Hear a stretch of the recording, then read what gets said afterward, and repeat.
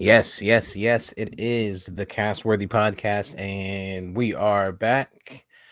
I am Big Steve, aka Last of a Dying Breed, on the Twitter machine, joined today by the one, the only EJ, the sophisticated savage, and the VP of research. Um, it is, what's today's date? January 30th, Sunday, January 30th. We're here.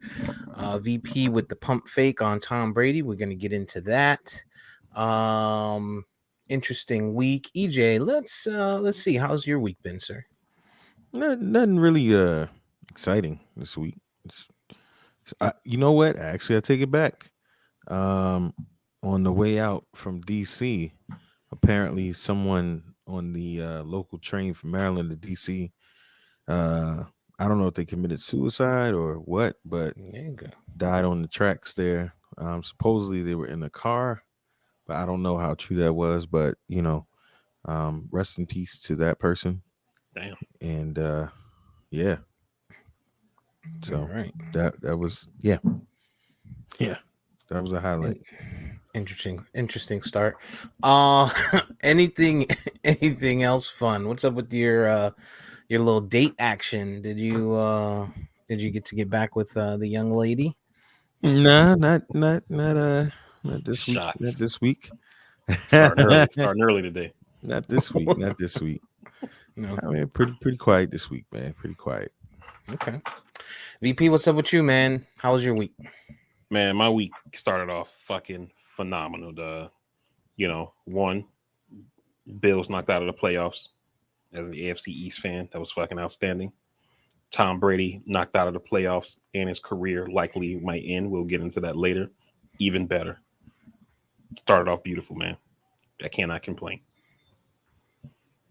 And then That was it. That was what happened to the rest of the week? That was enough to carry me through. That was all Sunday. Yeah, That's the start of the week. That was enough to get me through. you had 7 more days. It's been great all week. Like nothing can stop me. Don't stop me now.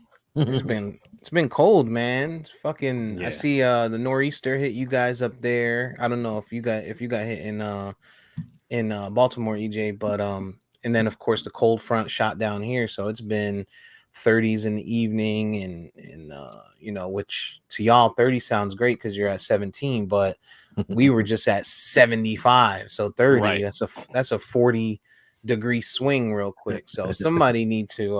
I'm looking for Greta to pop out real quick and be like, "Told you so," because this shit is real. Yeah, it's cold up here, boss. It snowed a little bit the other day for a couple of days.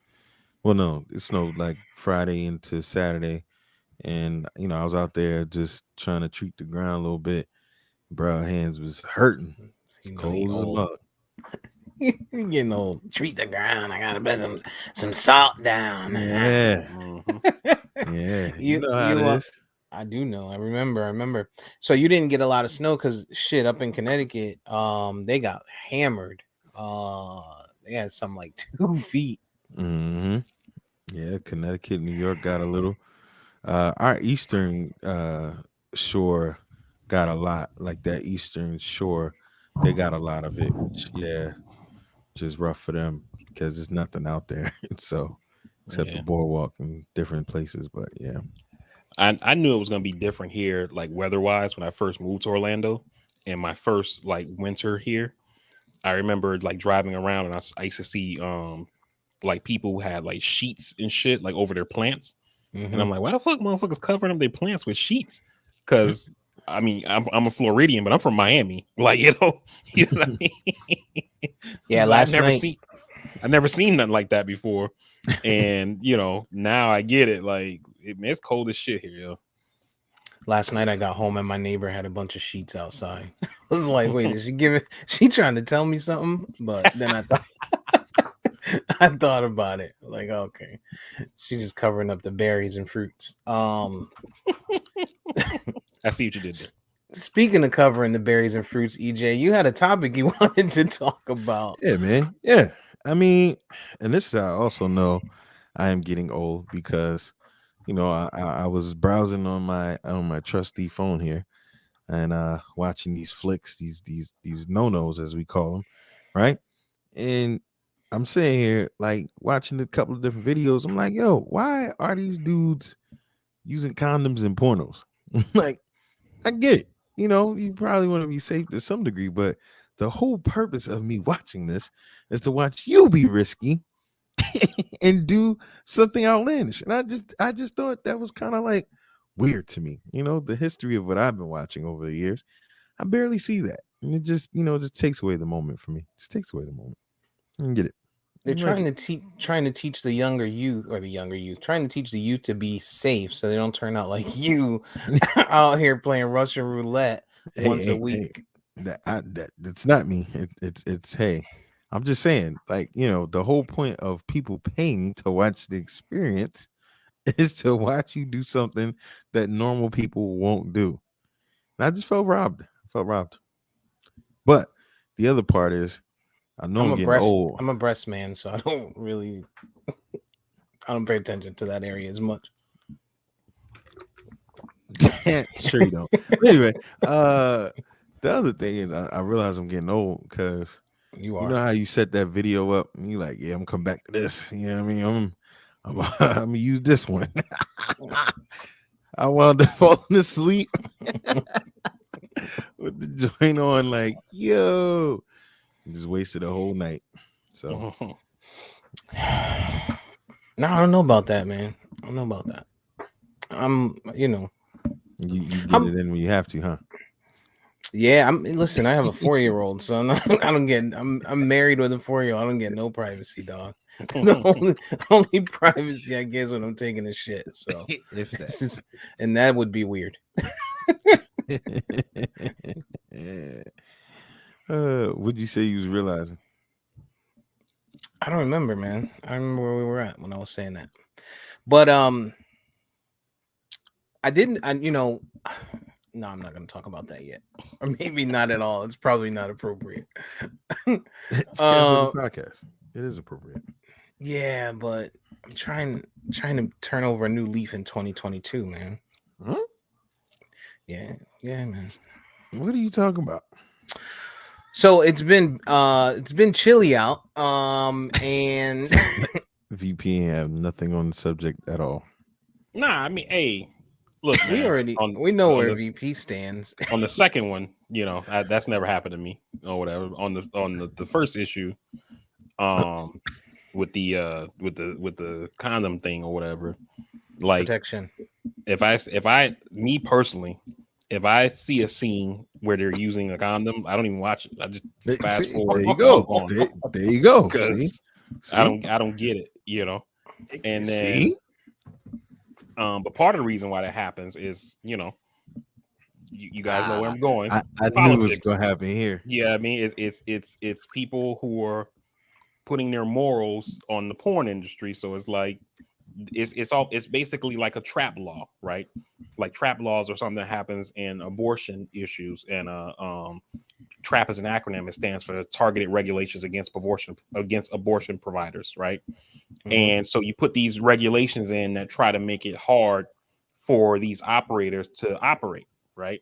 And so it's the same thing with porn. It's like, let's make them wear condoms, and then maybe we'll make them get tested, and maybe people say, I don't want to keep getting tested every 2 weeks, so I'm getting out of the industry. I don't want to have to wear condoms, or people don't like seeing the condoms, so they stop watching the scenes. And it's just something that can try to kill off the industry. You know what I mean? Next, they might say, like, oh, well, if the pubes aren't shaved to this level, then you can't do this, Oh my God. So it's just something like that to try to kill the industry. I had no idea. How did we end up here? First thing they tried to. It was on a ballot in California, a couple years ago. They tried to make it like a part of the state constitution that said they had to do it. It got rejected, but you've had some local places that have put in local rules. So like if you film in this area of California or Florida or wherever, you got to do the condom thing, or you know what I mean. So that's what you're seeing there. Why are we fighting for those people's rights to go raw? Because it's sex work, and people look at sex work as being, it's people who pretend to be moral, right, and high-minded. You know what I mean? While at the same time, how many boy. politicians I did know we where it's see going. over the last decade who, put in place anti-gay laws, and then we find out that they're gay or bisexual, bi-curious, whatever. You know what I mean? I So knew it's this. the I same. saw It's this the same roadmap. shit here. It's the same shit. Yeah. Infringing on my American right to watch raw porno. Maybe it's just for safety. I mean, there's a lot of But there's a where's lot the of safety coming from? At people who do porn are required to get tested every 2 weeks, And that's the other thing too. and that's in every state. Every 2 weeks they have to be tested. And that's the other thing too that baffles me. You say sex, I mean, you say safety in the penetration part, whatever gender it is or whatever it is, but I'm like, through oral sex you can still get STD. So I just never understood that part. But now period. that would make me turn it off. Listen, if you're giving me a BJ or if someone's getting a BJ with oh my god. All right. I'm done. Turn it off. Throw it all away. That's my point. Listen, all that's doing, right? The regulated porn industry getting, condomed sex and stuff like that. All that's doing is it's making the independents, the creators on OnlyFans more popular because they don't have those regulations. They don't have to follow those regulations. They can get on there and do what they want. So it's a win-win for those people. Shout out to them. I don't mean those people. That doesn't sound right. That was bad.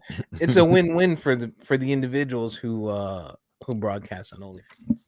So, but I mean, yeah, I guess that's kind of weird. I don't know. I don't make it to that part. I don't make it to the condoms anymore.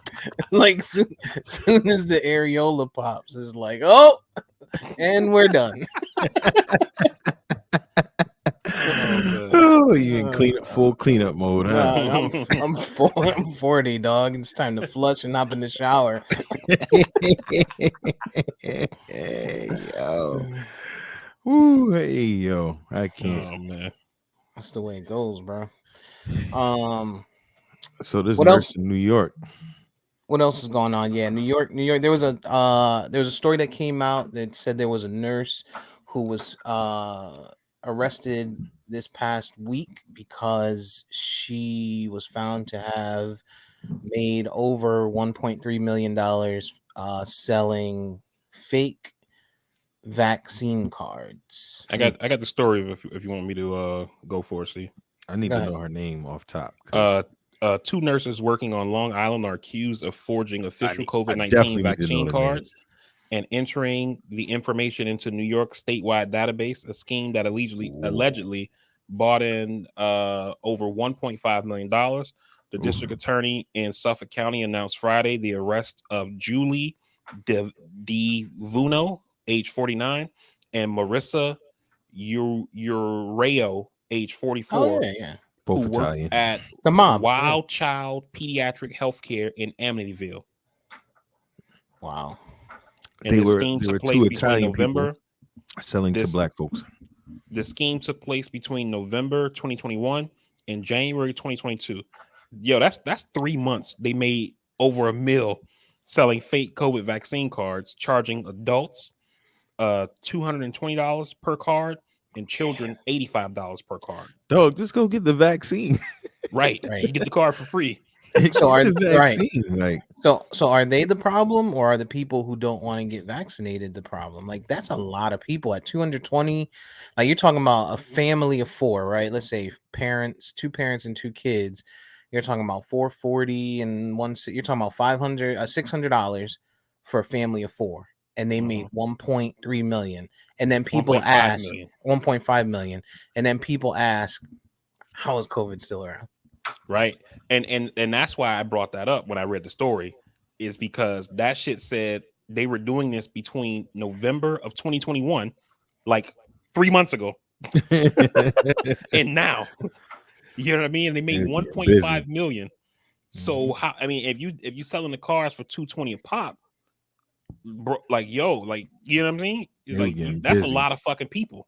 Yeah, that's because Hey, people want to travel. It's also, in New York, you can almost not understand it. Let me say, um, I can understand the hustle in New York because they had some pretty strict laws about people being able to eat out, right? If you have your favorite restaurant that you normally go to with your family and things like that, and now in order to go, you have to maybe present a vaccine card. You may have to be vaccinated to get inside, or whatever the case looks like.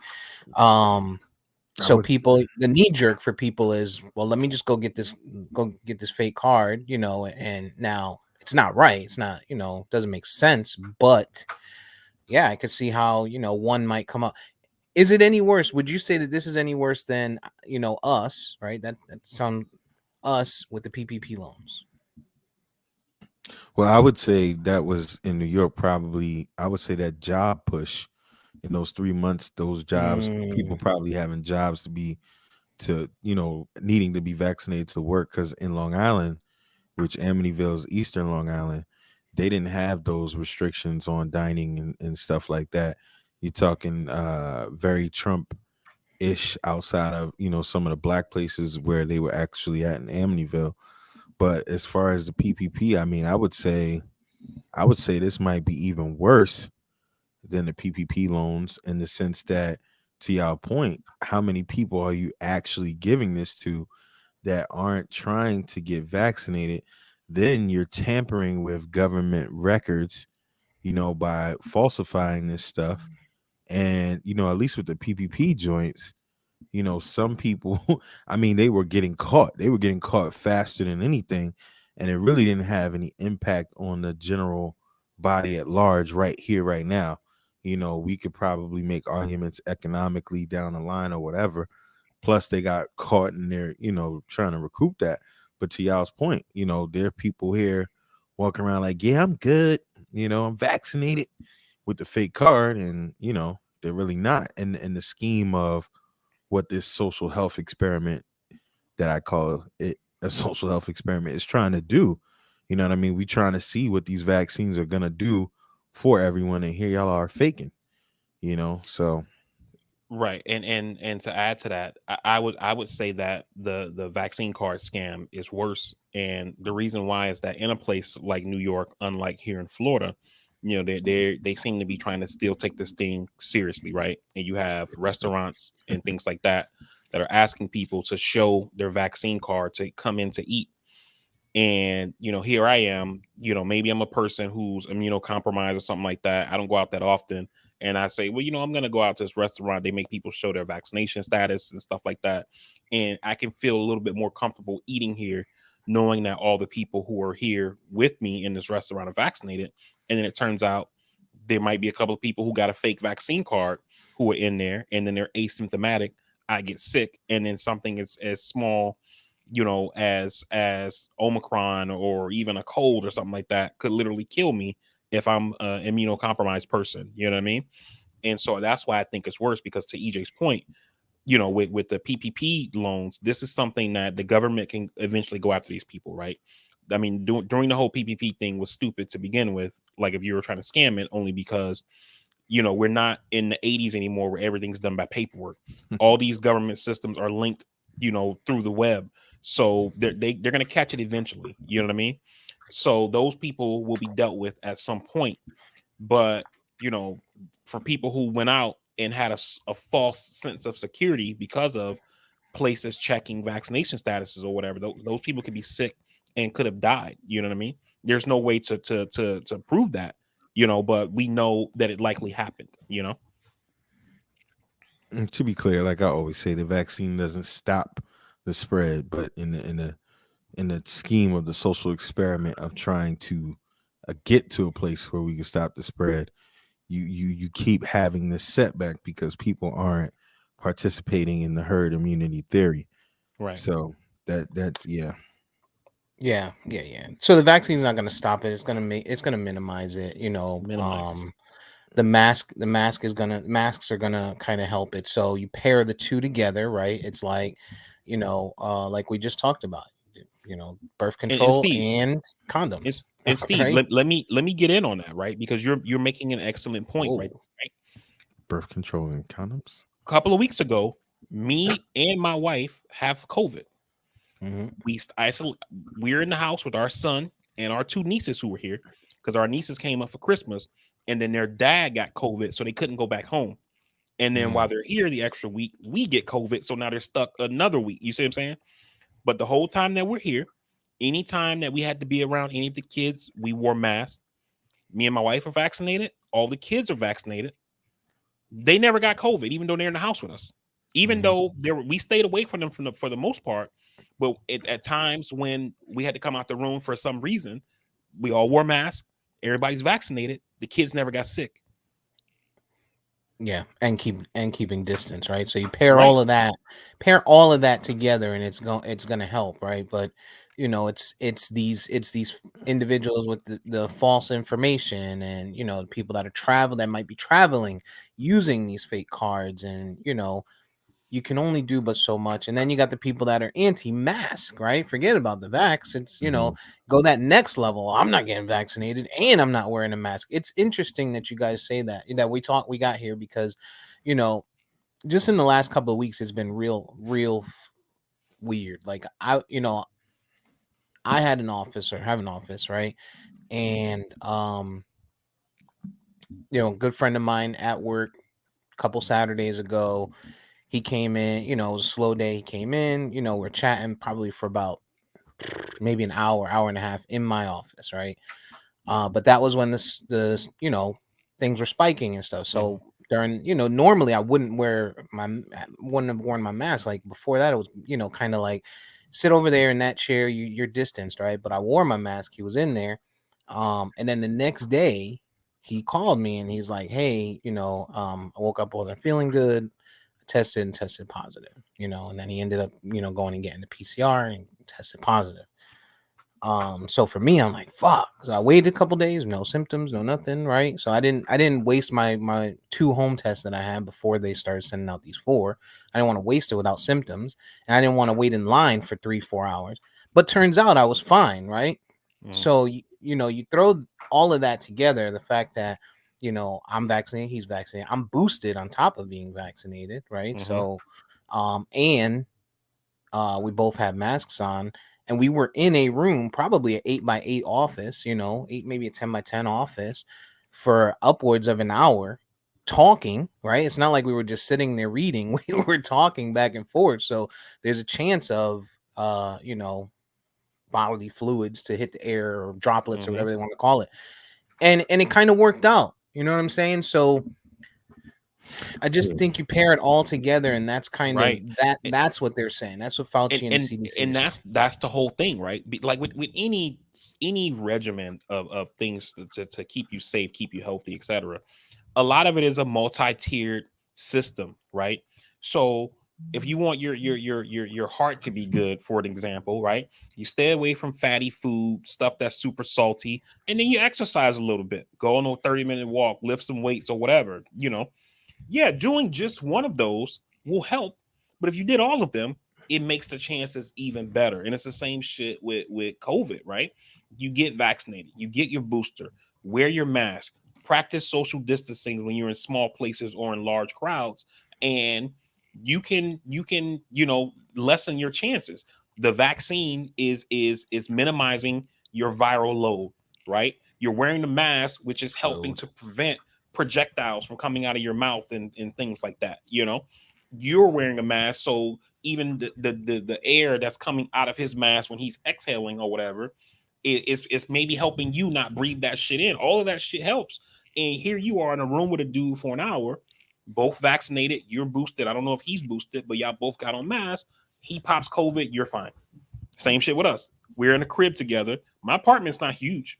We're in this little ass apartment, 2 COVID positive people around 3 other people. All 3 of them are fine. So the shit works. To EJ's point, it doesn't stop you from getting COVID, but it helps. But if you add on those extra layers, if you got a home and you add on an alarm system and you put the motion sensor lights outside and you got a camera or something like that, those things probably help prevent your house from getting broken into. It's a layered system. I just always make that extra point because I think we get lost in the translation of the vaccine again being a preventative thing when it's really the only thing We don't. The I mean, anti-vaxxers do. as a society. I mean, and just talking about it, the vaccine is really for the individual and how you recover from the virus. But because I have coworkers, a specific coworker that hasn't been vaccinated, but always wears a mask. And when I was around her, she didn't test positive, testing the same day. And, in fact, of all of the staff, she was literally the last person to get it. But, fortunately for the herd immunity, I think the ideal behind that, how you recover from the vaccine from the virus is that vaccine portion. And because a lot of people are building that natural immunity gets developed. And that's the whole point of it. Just like with my baby girl, who didn't get the vaccine at any point yet and was going to, didn't get the virus at all at any point, but yeah, I mean, and I think also too behind it is the intentional. See, it's one thing when you want to do this for a personal choice and you just don't believe in it, whatever, and you do your own thing, but the intentional part of trying to violate rules, that's the problem. And that's the thing that we try to explain to people, like in driving. People are like, there are people that literally believe you can't take my license away from me. Like, dog, your license was granted to you by your governing body. It's a privilege. It's a privilege. It's not a right. You can't drive if they're not gonna let you. So it's that intentional thing behind it where people are just trying to defy the law. I think that is the underlying issue of it all. As a society, and VP and I kind of agree on this all the time. The need for government is there for many things, and these are things like that. You know what I mean? And just knowing where these people were in Amityville, Long Island is a place like many urban places or anywhere around the world or around this country where white people once lived and white flight took place, and now it's very poor to some degree, a large degree. The black population at least is very poor, right? And for people to be, I just might sound a little prejudiced here, but that sounds like a bunch of black folk bought that. $220 for a fake vaccination card. Sound like a lot of black folk bought that. Yeah. I'm just saying. And also kind of on the same topic, but in the same area in New York, Sarah Palin, if you guys don't remember her, who was John McCain's running mate when he ran against Obama in 2008. Did her porn ever come out? Nice breast. Former governor of Alaska. She was in New York because she's suing the New York Times for defamation. And that case was supposed to start like on Tuesday or Wednesday, but the court up there has a rule that you have to test before you can come into the courthouse for your case or whatever. And Palin tested positive, and so they delayed her trial like a month or something like that, while she's recovering. And then that same evening, she was spotted at a New York restaurant without a mask on. Now she says that she's asymptomatic or whatever, but you're positive. It's not like you were feeling some kind of way, but you weren't sure. Like in Steve's case, Steve was around this guy. The guy tests positive. He didn't get tested, but he's like, I feel fine, but still, let me take some precautions. Just you never know, right? I could be asymptomatic because I'm vaccinated, boosted, etc. Here's a case where you have tested positive, and you're out at a restaurant. Mm-hmm. Do we know the timeline? Was she within CDC guidelines? It was the same day that she tested positive. Yeah. I mean, with the CDC, man, you never know these days. They like, I understood your question, but it was the same day. You tested 3 days ago. I mean, it is technically day 4. You good. CDC, I don't know. Damn, Sarah. No. Yeah. No. And that's exactly what it is, right? It's like that story that came out 2 weeks ago, where somebody took a picture, or they were sitting behind a woman who texted somebody on a plane and said, "Shh, we tested positive. That's why our trip is ending early." Like they text that to somebody, and the picture was taken by the person behind them. Like, you know what I'm saying? It's just selfishness at that point. What makes you take a picture of somebody's shit doing that though? Was it the conversation you overheard? Like, how did you just capture that in the moment? Well, you know, I can think of it was a woman. I was gonna say it was a woman, and she Right. probably had some things, and a dude probably was over the seat like. And then when he went to scope out the picture, he's like, "Let me see what she was texting." Zooms in, is like, "Oh shit." Or maybe you have your handy dandy Ray-Ban glasses with cameras built in. Mm-hmm. Or wow. And we can't discount this, right? It could have been somebody fucking, doing it for the gram, trying to get likes and that kind of shit. You know what I mean? Something that to go viral. Could be wrong. You can't discount that. So wait a minute, back to these glasses. The camera built in? Huh? What? Never mind. Oil. Yeah, strictly for research purposes. Oh, you cook a chicken, nigga? What else? Since we're here, man, before we move off of it, what else is going on on the political front? VP, I know EJ, you said something about, and this is probably gonna make me sound like I'm not in tune, but Ukraine, Russia.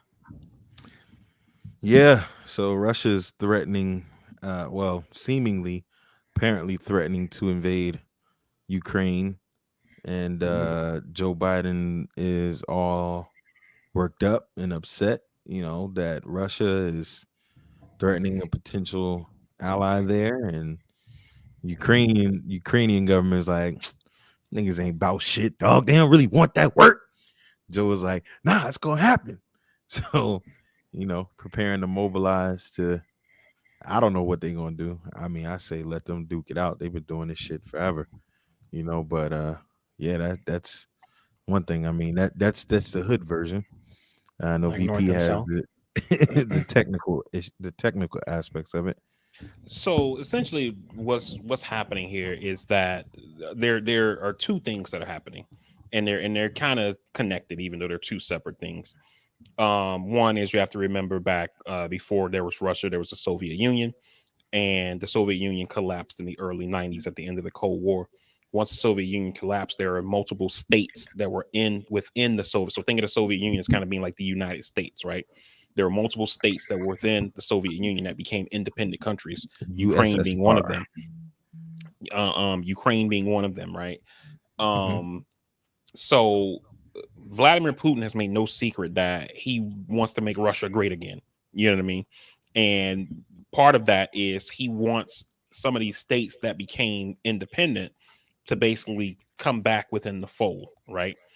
That's part of it. The second part is that Ukraine for years has been applying to get membership into NATO, right?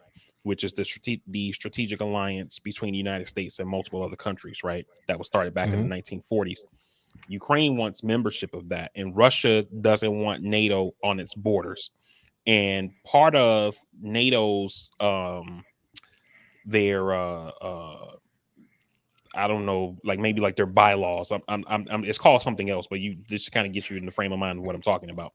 Kind of what NATO's bylaws say is that one of the things to qualify for membership into NATO is you have to be able to secure your own borders, meaning like not like, from illegal immigration or anything like that, but like militarily, you know what I mean? Like you got to control your own borders.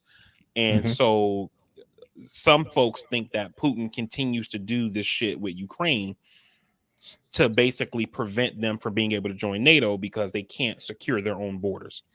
And so that's kind of, what's happening with that. But so Putin has amassed over 100,000 troops on all sides of Ukraine. Some people think that he will invade. Some people think he's saber rattling. So we'll see what happens here, man. But I think that Putin made a little bit of a miscalculation here, me personally, and I think it's basically because he's, you use the past to predict the future, right? And so under Obama, Putin annexed Crimea, which was part of Ukraine. and the Obama administration, they put some sanctions on, but it wasn't, it didn't do much to hurt them. Under the Trump administration, Trump was Putin's bitch. So, he did whatever he wanted. And I think that under the Biden administration, that Putin has thought, it's going to just be more the same, and Biden has came out and said that if Russia goes into Ukraine, he's going to hit them with devastating economic sanctions that's going to really, really impact that country.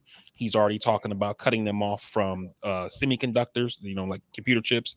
Russia is basically, like in John McCain's words, famously, a gas station with nuclear weapons. And he said that Europe is their biggest client for LNG or liquid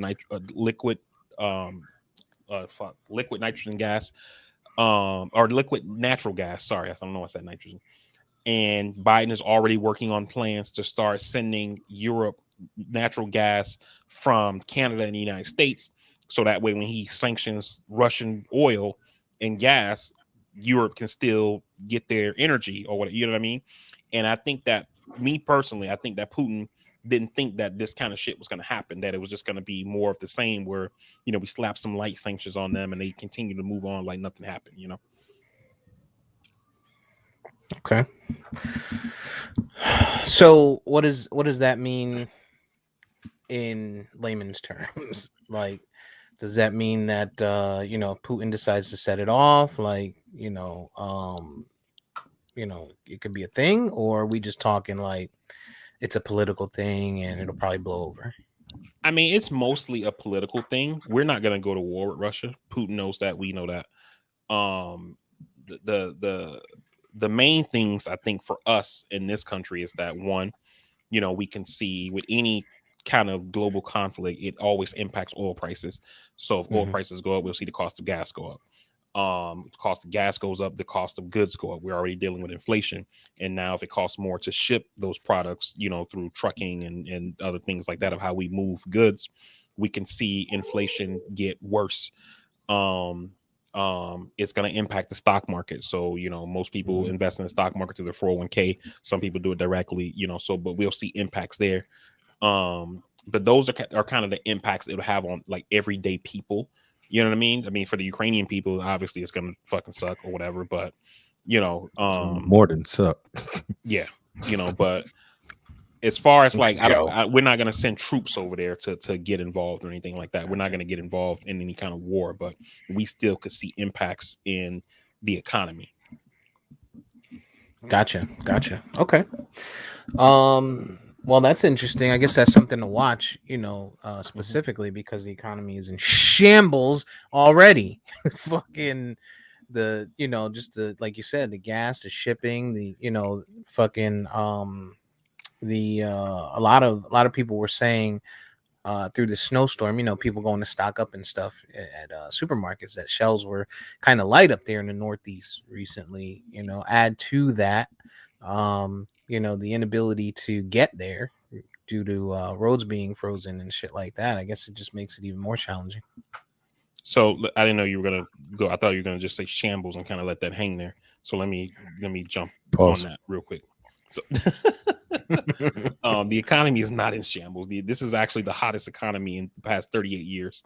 The economy has never been hotter since like 1982 or something like that. The Fed just put out numbers showing that the GDP grew over 5%.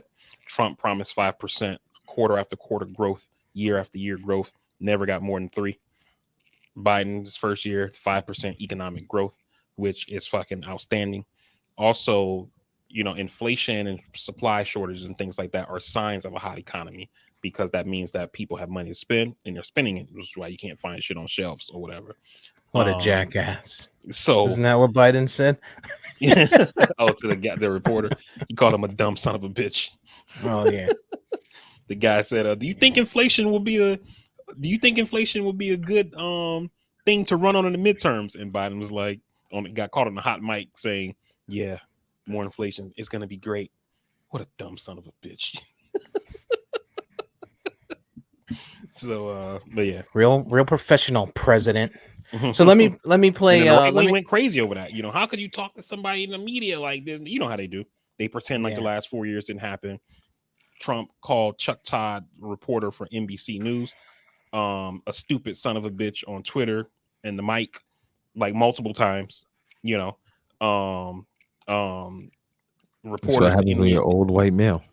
enemy of the people and all this kind of stuff like that, but they act like none of that shit happened or whatever.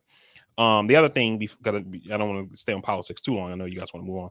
Let me just bring that up real quick. Is Justice Stephen Breyer announced that he's retiring from the Supreme Court. He was appointed by Clinton back in 1993, I believe it was, and he's announced that he's retiring after 27 years on the Supreme Court. And this is going to allow Biden to put somebody on the court. During the campaign, Biden promised that he was going to nominate a black woman to the Supreme Court. Some people believe that that's part of the reason why he won South Carolina and then went on to win, the South and the nomination and the presidency, etc. And some people were wondering such a thing. Some people are wondering, was he gonna like waffle on this and maybe try to pull back from the promise? And when he made his speech this week announcing that the justice had retired and that he's going to start the process of looking for somebody, he said he's looking for somebody who's going to be extraordinarily qualified, and that person will be the first black woman ever to serve on the Supreme Court. So that is a promise made, a promise that is going to be fulfilled. Biden said that he is looking to nominate somebody by the end of February, and the Senate has indicated that they're going to try to move with about the same amount of speed that the Republicans did when they put Amy Coney Barrett on the court after Ruth Bader Ginsburg died, which was she went from nomination to confirmation in 27 days. And the Democrats have indicated they're looking to move with just about as much speed. As far as the nominees that you're going to hear, there aren't very many black women on the courts already. Biden has actually doubled the number of black women on the appeals court level, which is one level under the Supreme Court in his first year in office, which is amazing. More in the pipeline already. You're gonna hear a lot of names. Some of them you can already discount, like people like Eunice Lee. She's a judge in the Chicago area. People say she's brilliant, et cetera, et cetera. She's 61. She's not gonna get nominated. It's not happening. Another name you'll hear is Sherilyn Ifill. She is the head of the NAACP Legal Defense Fund. People say that she is a brilliant civil rights lawyer. She's 60 years old. She's not getting nominated. So the names that, even though you're going to hear multiple names, the names to pay the most attention to are Judge Katangi Jackson Brown. She sits on the DC Circuit Court of Appeals, which some people consider to be a stepping stone for the Supreme Court, because that court specifically hears the most constitutional issues because they deal with Congress and the federal government, et cetera, out of any of the other appeals courts throughout the country. Biden nominated her. Oh, let me back up a second. She's also from Miami. Biden nominated Barack Obama nominated her to be a judge, and then Biden put her on the appeals court after Merrick Garland became Attorney General. She also How old is she? She's 51. Okay. And she was actually confirmed last year by this current Senate. These senators now who are in there right now, they confirmed her to this court that she's on now, so they're familiar with her, they know her. She is the front runner in most people's eyes. The next person is Justice Leandra Krueger. She is a 45-year-old California Supreme Court justice on the state Supreme Court in California. People say she's a legal rock star. She's only 45 years old, but she's not a federal judge. She's on the California Supreme Court. So she's somebody who is also considered to be a front runner. And then the next person who is likely a front runner, but I don't really think so, is a judge named J. Michelle Childs. She's a judge out of California. South Carolina. Biden actually nominated her to be on the DC Circuit Court of Appeals, so the same court that Katangi Jackson Brown is on. Her confirmation hearing was actually supposed to be Friday. The Senate delayed her confirmation hearing because they said it makes no sense to do a confirmation hearing for her for this court if Biden is considering her for the Supreme Court. So they're going to hold off for now and wait to see what Biden does. I would say she is probably somebody who is not a front runner. However, she has a strong champion at her back, and that is Jim Clyburn, the Democratic, one of the Democratic minority leaders or the Democratic whip in the House, Jim Clyburn, who endorsed Biden, who helped him win South Carolina. Biden owes this guy a lot, and this dude is pushing for her hard. And I think that she's getting a look because Clyburn wants her, but I don't think she gets the nod. And she's age 55. 55 is kind of like a cutoff for Supreme Court justices. When Obama nominated Sonia Sotomayor, his first pick to the court, she was 55 at the time. But I don't think that she gets the nod. Okay. Good. So adding some brown, throw a little more cinnamon in that. I don't know, in the man. recipe. You ever try to ask a black woman for forgiveness? Oh God. Oh my God. So yeah. Just a little nervous. Oh man. Oh man. Just saying. Oh man. Yeah. No? Okay. Well, sometimes crowd. it's better. Sometimes it's crowd. better to ask for forgiveness than permission, right? Tough crowd. So let me play devil's advocate real quick. I don't want to beat this dead horse. But we talk about the economy. We talk about the what was it? It was like 5.9 or 6.9%. Oh, you're talking about the increase Q4. Yeah. So we talk about the hangover on everything else when we speak about politics and the transition of power from one president to another. And sure, Biden, we're saying, wow, Biden did great this year, and economy's in a great spot. But nobody on the left wants to give any credit to Trump for any of that. And I'm just again playing devil's advocate. Explain to me how that's any different than anything else that we play the hangovers on. So I think it depends on what you're talking about, right? So there are some times where a president puts something in place and those things start coming online after that president is out of office, and then the new president takes all the credit for it because it all happened during his administration, right? But that's not the case here, because most of the stuff that Trump did economically, which were his tax cuts and executive orders that cut or limited regulations, a lot of those things happened right away in the first year. Those things were kind of baked into the economy already, right? Under the Biden administration in the first year, more jobs have been created in the first year of the Biden administration than all 4 years of the Trump administration combined. Okay. Now, some people could make the argument and say, well, those were jobs that were lost during COVID that are just now coming back because COVID has gotten a little bit better. And so you can't really fault Trump for that. It's not like, he made the virus, da, da, da, da. And I could be open to that argument, but then I could also play on the other side of it and say, well, when Trump was president, he treated the virus like it was no real thing, no big thing. We're going to use light and bleach and shit.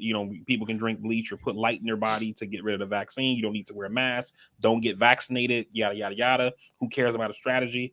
And let the virus spread and get out of control. And then Biden comes in and says, we need to try to control this thing, and tries to put some effort into it. As much as he's tried, we still haven't gotten there. But, so I feel like there's some things you can argue both sides of here. But for these numbers that we're seeing here, I don't think that Trump deserves much credit, if any, for them.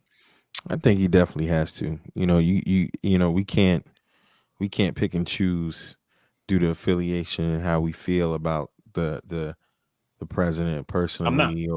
I'm saying we. I didn't say you, because it wouldn't matter what Trump did. You wouldn't give a fuck anyway. You wouldn't give him flowers anyway. That is true. Credit for justice reform. That is true. You've made bones to say there's nothing positive you can say about Trump. Said that 1,000 times. He signed criminal justice reform into law. I thought it was a good thing. Listen, again, we as the people. I'm saying what I think, and he's like, he won't give him any credit. I'm just saying we've watched this man on this pod thousands of times and saying, I don't care, he's a scumbag. To hell with him. He is. Right. And I mean, but I in the grand scheme of things, to the American way would be to be fair, be bipartisan. You have to say there's something. You have to. It just, the argument just doesn't swing. It wouldn't be fair to the arguments that we've made in the past when it's a Republican transition to or a Democrat, Yeah. transition to Republican. It just wouldn't be fair. No, So I mean, and that's I why think, yeah. that's why at the I mean, he end was I very said political in his answer. He doesn't I think. don't think that Trump deserves much, if any, but for some of the credit I can give him is that part of what you're seeing is when Trump came in office, or not when he came in office, but when COVID happened, Trump suspended student loan payments. That was a good thing, right? Trump also signed the stimulus package into law that helped people get flush with cash. Once Biden came in office, people were still sitting on a lot of cash, and then he gave them another stimulus, which gave them even more cash. Continued the suspension of student loan payments and things like that. And those are things that have helped. In short, though, you still politically never really said yes. You said, I don't think he should get much, if at all. There's a yes and there's a no. Let me Does answer he it this get way. credit? Yes. Yes, no? But is it okay to say that Trump was averaging something like when I was reading it the other day, I think it said something like 3.9% or 3.6%, and Biden came in at like 6.9% or something like that. Yeah. Shall we split hairs and say Biden just added 3 to the 3? Yeah, I mean, it's not like the previous economic growth goes away, right? So something was happening. Biden made more of it happen, essentially, and so making strides here, EJ. But part of the reason of what I'm saying, right? So, like, take this as an example. One of the reasons last year that the economy started going good, like crazy, was that companies started baking in the infrastructure bill, right? Biden said, we're doing infrastructure. The Congress said, we're going to do infrastructure. We're going to get done, going to get it done, right? They eventually get it done. You got a bill that they're getting ready to spend over $1 trillion on infrastructure, right? So you have companies that are getting ready because they know this money's coming. They're hiring employees. They're buying supplies and things like that. Even in the field that you work in, Steve, right? Because this thing is going to touch the communication sector, and so you could see them hiring people, ordering, fiber optic cables and all kind of shit like that, getting ready. So that way, once this bill happens and it's time to start putting shovels in the ground, these companies don't say, oh shit, they're trying to fix the roads. I got to hire 2 guys. They were doing that already because they knew this thing was coming. You know what I mean? Go to Home Depot and get. And so that's part of. Oh God. Oh my God. So they were, so that's how you kind of get there, where you're saying like Biden added 3 to the 3. Okay. All right. Well, I guess we're kind of getting VP a little bit from that, from that far. We getting him a little more. We getting him a little bit more Joe Biden. Getting him a little bit more bipartisan. All right. I voted for a Republican before. I'm a very bipartisan guy. Here we go. That's like, I did. Mari, I got a black friend. Yes, you just did that. Steve. I know Steve. Yeah, there's no black. way I'm Steve's black. He owns guns. Right. Huh? He shops at Whole Foods. Oh, no. Man. No. That damn. Oh my God. He has crab legs, no? That damn Vari. Right. While we're on a political front, though, in a less national manner, y'all boy Jay-Z, Meek Mill, Fat Joe, and countless others are proposing a New York State bill that would block prosecutors from utilizing rappers and singers' lyrics against them in trial without having to basically go the extra mile to prove like validity and connection, etc. How you guys feel about that? I don't like it. Well, so yes, and I guess they're talking about New York, but just recently, and I'm pissed off that I'm not prepared for it. I didn't get to look it up, but there was someone that was killed in Miami, and then Which it was a rap. Yeah, well, yeah. Then there was a Well, let me finish the story. Then there was a rapper. I'm not talking about buildings collapsing or anything like that. There was a rapper that like a local guy went on and he's like, "Oh, I did this, that, and this person died and blah blah blah. I killed this nigga, I killed that nigga." And then he got prosecuted based on that. And it turned out that it was really him. You know what I'm saying? Um and I don't know if that was the only, again, not doing the research, I don't know if he was the only one, but I mean, when does it stop, right? Because you got that, then you're gonna have people that once you get that, then you have people that be like, well, you can't use Instagram posts or you can't use live videos. When a dude goes on live afterwards and was like, oh, I just got my op. I was just at EJ's house, you know what I'm saying? And EJ turns up missing. You know what I'm saying? Like, so I think that it gets tricky. It's just a slippery slope. They could have said anybody else in the world. Right. Fuck. And that's kind of where I'm at, is the same place Steve is that, because I remember hearing about that case where somebody rapped about something they did and it turned out to be true. So we put a law here, like we're not allowing a prosecutor to look at the totality of evidence that's out there, looking at this thing holistically, and there could be evidence left off the table. Now, I agree with it from a standpoint of, if a rapper gets accused of something, you can't say, oh, look at this guy's lyrics and he talking about, I'm gonna kill a nigga here, do that, shoot him up, da da da. Like, yeah, I don't think you should be able to use that to say like, oh, this guy said this in a song, so that means that he's a murderer. You know what I mean? And Yeah, but I at the agree same with. time, to not be able to use the lyrics if somebody's rapping about something like directly, like Steve's example, like I think you need to be able to use that. Yeah, and I'm with you guys too, and I guess because I know this is more paramount to Jay-Z's actual life experience, as he was kind of when he was facing stuff that they were trying to use that angle, and it's been done time and time again.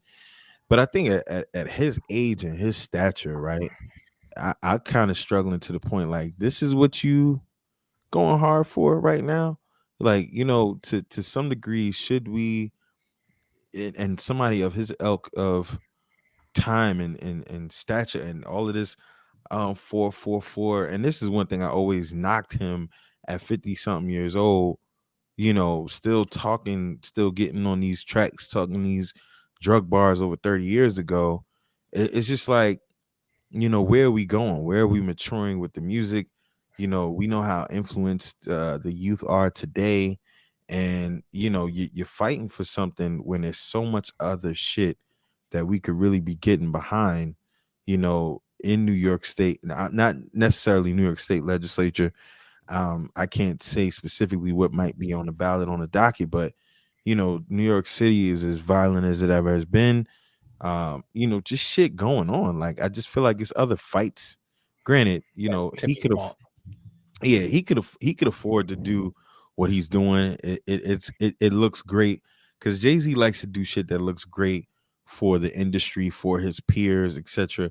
He likes to have these little wins that keep him cool and relevant. And I mean, he has a personal reasoning and feelings for that, especially where there's some guys like a Casanova or something that's locked up, or Bobby Smurder doing, the time that he did for the lyrics. But at some point, yeah, rap, our time of rappers, they weren't that dumb to do this shit, and I think to what he's pushing for is more along the lines of what VP is saying towards the character part, but it could be encompassed, it could encompass the actuality of what they're saying. But I don't know, at this, I get it to a degree, like y'all say, but at this point in life, I'm just like, of all of the things that we don't know Jay-Z does, and we always talk about how he can do a lot and we just don't always see it. I kind of want him, and again, he's not putting it out there. He's not having a statement on it. People are covering it and they know it and they're talking about it. But I'd rather him just come out publicly use his power and visibility to talk about decreasing the violence in the cities or In something. You know general. what I mean? Just doing something Yeah. different. Yeah, my problem with Jay-Z, his activism or lack thereof, is that the it's nothing wrong with picking and choosing your spots. You know what I mean? But it seems like the spots that he picks and chooses are always like very personal. You know what I mean? Like with Meek Mill, this situation that EJ's talking about here, you know, and I wish that somebody that had his power and influence being who he is in you know, the industry and in the culture overall was more involved at a like as an overall thing instead of just like in these little individual, you know, spots or whatever. And that's always kind of been my problem, is that he's like he's too influential to be so low key, you know. And that's what I don't like about it. Over, I mean, you know, like you look at somebody like a Kim Kardashian, right? And she helped get that woman out of jail, that Trump pardon. Okay, that's awesome, and I'm very happy for that woman who they said, I don't remember if she was innocent or they gave her like way more time than she should have got for the specific crime or whatever. Okay, you got her out or whatever, right? That's fine.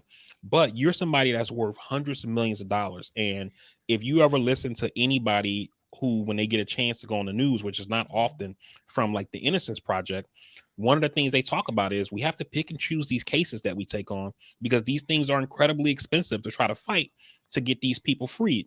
So if you're a Jay-Z or a Kim K or somebody like that, who this is something that is on your heart, right? Why not throw some dollars at these people? And I'm not saying that they're not, because I don't know that they're not, right? But if you are, why not be more publicly with it, which can help make these organizations more visible, to make more people want to donate to them, to help them, you know, get justice for these people. You know what I mean? So that's my only beef with Jay-Z's, you know, activism. Selective activism. Right.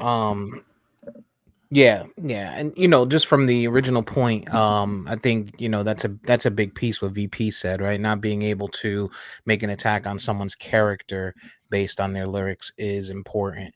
But the, you know, when you're talking about the specifics, yeah, I guess the wording in the bill is what's going to be extremely important, and how you know, how you frame it.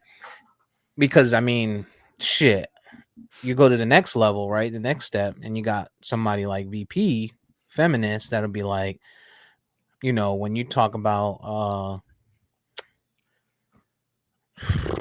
what is it? Let me just I'm gonna pivot a little and just say custody battles. We'll say, I'm gonna say custody battles, right?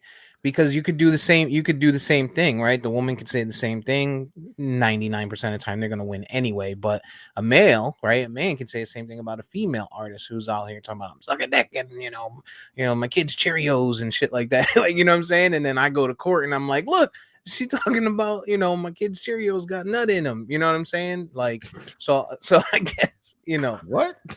I'm just saying, like, when you talk, when you get to that, you got to think beyond just, you know, the attack at character, but people taking it to that next level and say, like Right. a Cardi B, right? Or, you Yeah, I know, was just thinking that. Megs, Yeah, right? Their lyrics aren't the most, you know, kosher, we'll say. So yeah. Even comedy, I was thinking as far as the, you know, Bill Cosby and the, mhm. you know, talking about what they've done or what they do or, you know, shit like that. Which, you know, again, it's a fine line, because you're saying what part are we protecting freedom of speech and art versus, hey, you know, you're selfly admitting what you're doing on wax, you know, which is something that if you have half a brain, you kind of to some degree know not to do, if you know, Mhm. to some issues, you know, instances rather. But I don't know. I think for me, I think y'all both covered what I felt in other ways, and just as an underlying thing for me, I'm just like, again, I know he didn't come out and report this, and people are, you know, covering it. I'm just like, I wish, you know, we did something that we were trying to do for the people.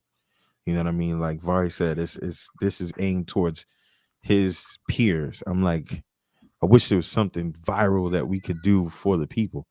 It's just violent out here, man. It's just crazy right now in these black Right. communities.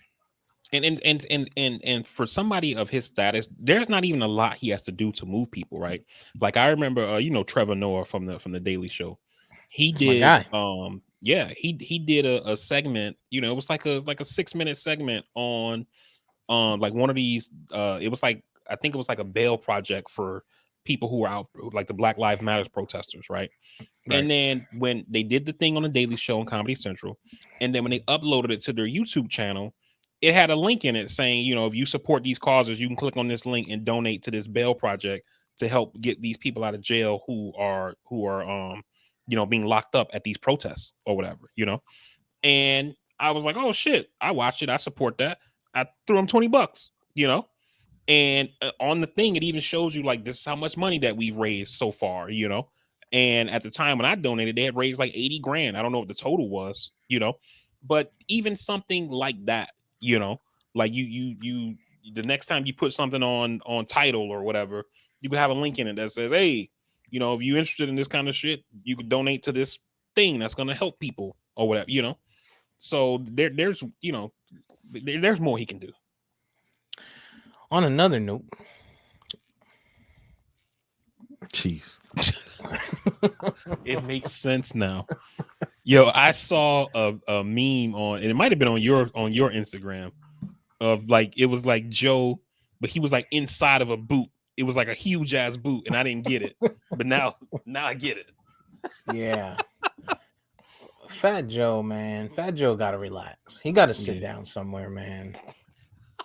He just has to, like, hold on. How old is Fat Joe right now? He got to be. He got to be 50. late 40s, maybe 50s. Yeah. Damn near 50, right? Gotta be. Yeah, no question. He's digging in the He's crate. 51. Joe's Yeah. 51. There's no way. Listen, at 51, I mean, that's only 11 years away, but I'm not. There's certain trends that you shouldn't be trying to keep up with. Yeah. Like the winter space boots, that's not for you. Like, it's not. The jacket, it just doesn't all go down right. Maybe it wouldn't look as bad if the jacket, I think it's the jacket looking like a lampshade around him. It just, maybe it's that, because if you take the jacket away and you just look from, I'll say the knees down, you know, No. It's all jacket bad. is bad. The jacket's bad. The boots are horrible. The scarf, I don't even get it. No, that's a hoodie. No, that's not a hoodie. That's a scarf. That's a hoodie.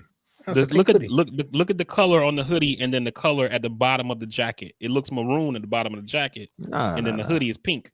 That's a hoodie. It's all a hoodie, BP. All right. It's just the shadow of the jacket covering the bottom. But no, I thought it was a scarf. This shit looks terrible regardless. Bro, the boots, you 51. This is what I struggle with Fat Joe. Like one week we get you with the verses, you digging in the crates, you telling us this for the culture. You trying to remind us you still Joey from Terror Squad. You still Don Cartagena, and then you do this shit. Like, what is the purpose of this? I don't understand. Like you 51 years old, man. Like, that's not us. It's not for the culture. That's not. And I don't know if a black designer made that. I don't know who made that, but those are so the boots are Yeezys. So those are Yeezy boots. But I think the biggest piece is everybody want to be eccentric nowadays. Everybody wants to be drippy, right, as one might call it. And it's okay to just be like regular. Like, you could just throw on a pink hoodie, you could throw on a jacket and just throw on some white kicks or whatever. You know what I'm saying? Like something simple. You don't have to try and go that extra level, especially at 50. Like, who are you pandering to at 50 that you got to have your knees out in a fucking nor'easter? That's one. You got jeans that are going to put your knees out in a nor'easter. I don't know, man. Joe, every day. I don't get it. Yeah, I mean, everything. It's like what both of y'all. You don't have to always do something trendy. Like, oh, this is what people are doing. You know, they're wearing fucking tight ass pants with their suit now, or they wearing fucking pants that are too short and no socks. You know, and all that kind of, like, yo, everything ain't got to be for you, dog. You know, dude, like, the thing, you can always be the best version of you. You know what I mean? You don't got to try to be somebody else, dog. You know, because sometimes when you're trying to be trendy, not to change topics, but you know, we're still on the same topic here, is that you end up fucking yourself over. You know, you see people, I'm gonna take my salary in Bitcoin, you know, and then Bitcoin drops more than 50%. And now you're left holding this fucking shit sandwich. Yeah, but they blew that out of proportion. Like, this dude's No, they not didn't. broke.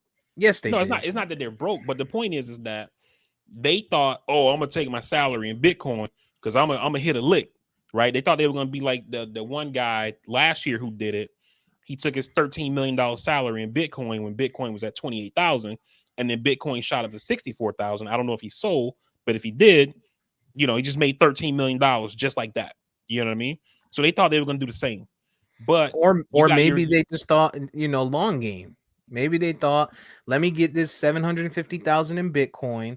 I'm gonna pay the taxes on it. I'm already a multi-millionaire, and I'm gonna let it sit for 20 years because, you know, the projection of Bitcoin right now, nobody projected it to fall in 2022.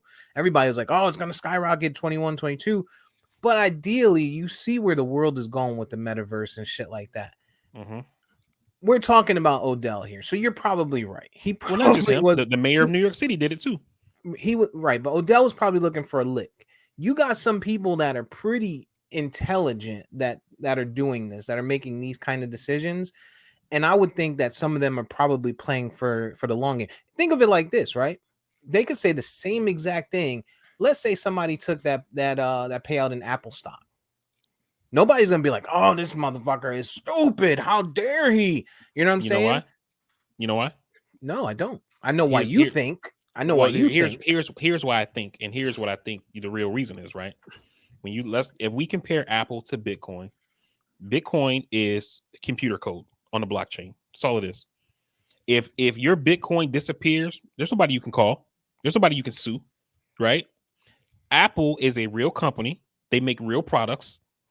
They have real earnings. They make real profits.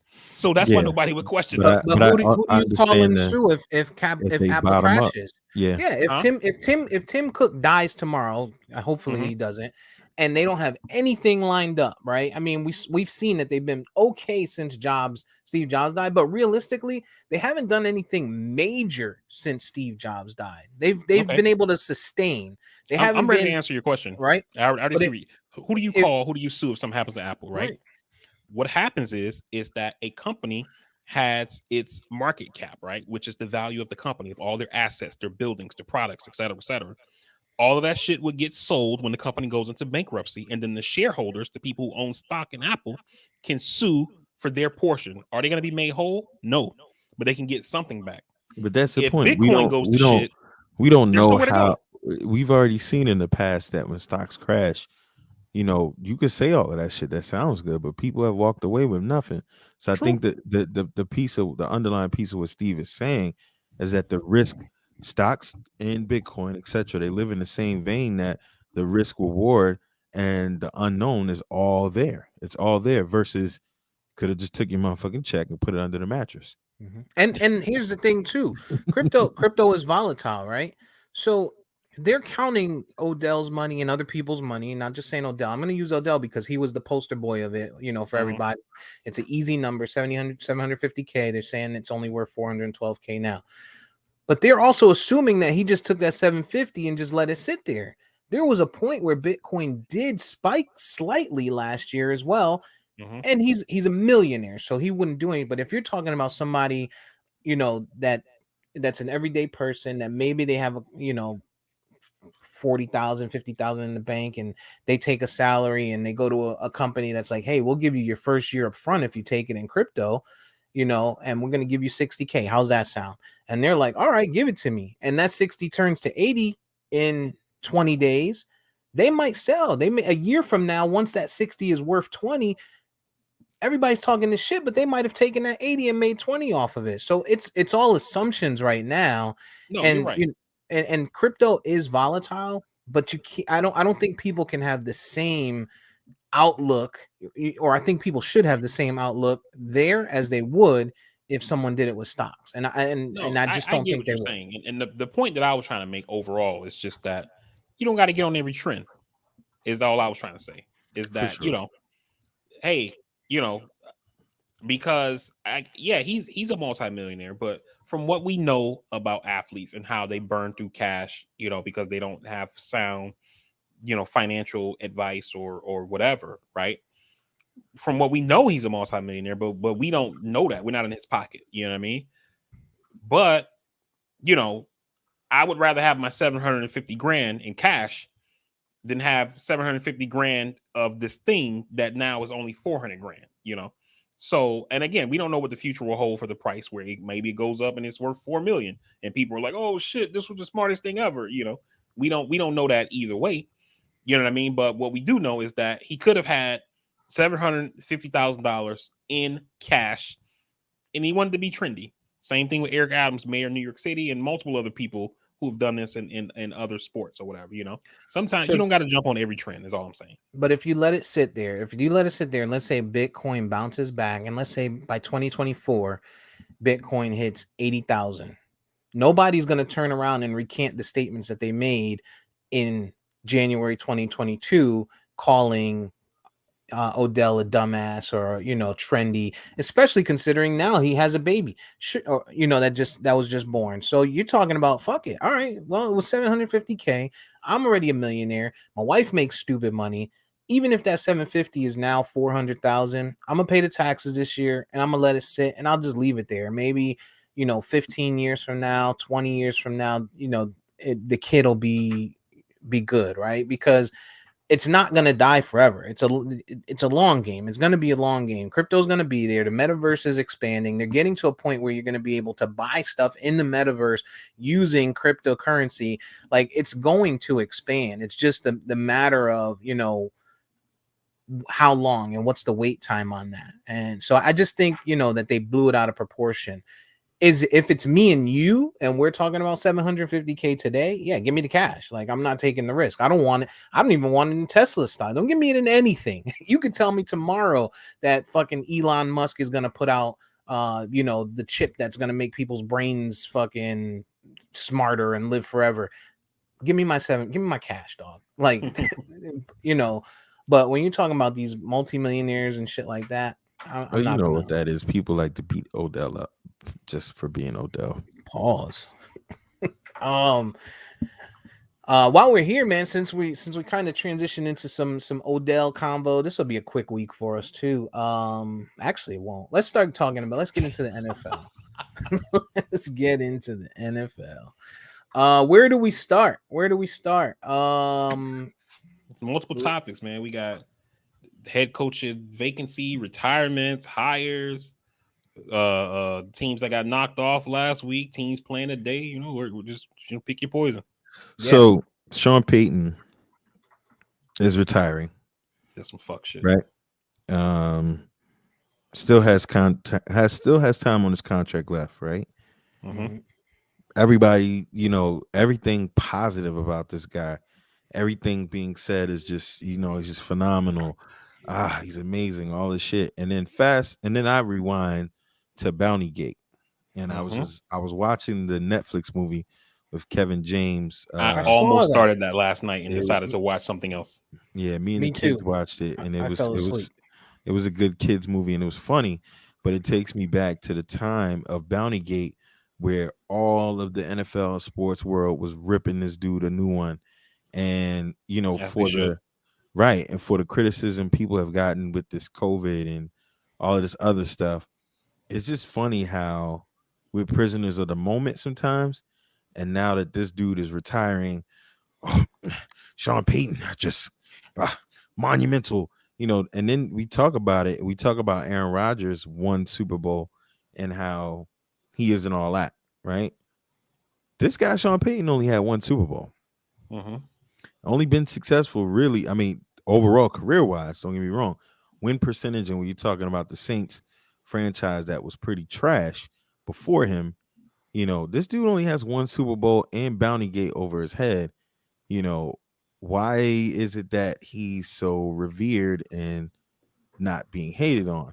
Is a question that I have. But yeah, that's an easy answer. Very easy. I'm going to give you the easy answer, and I'm going to give you and then I'll let you guys kind of unpack it and get the hard answer. The easy answer is he's in a division that's been shitty. Oh, that wasn't what I was going to say. I know you. I know for years.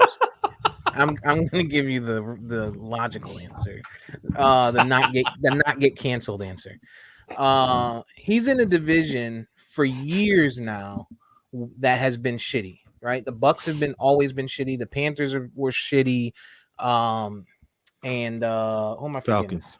And the Falcons had always been shitty. Right, they brought you had a small run there where Matt Ryan came in and they looked okay, but they were still shitty. There were nothing compared to a Drew Brees led team.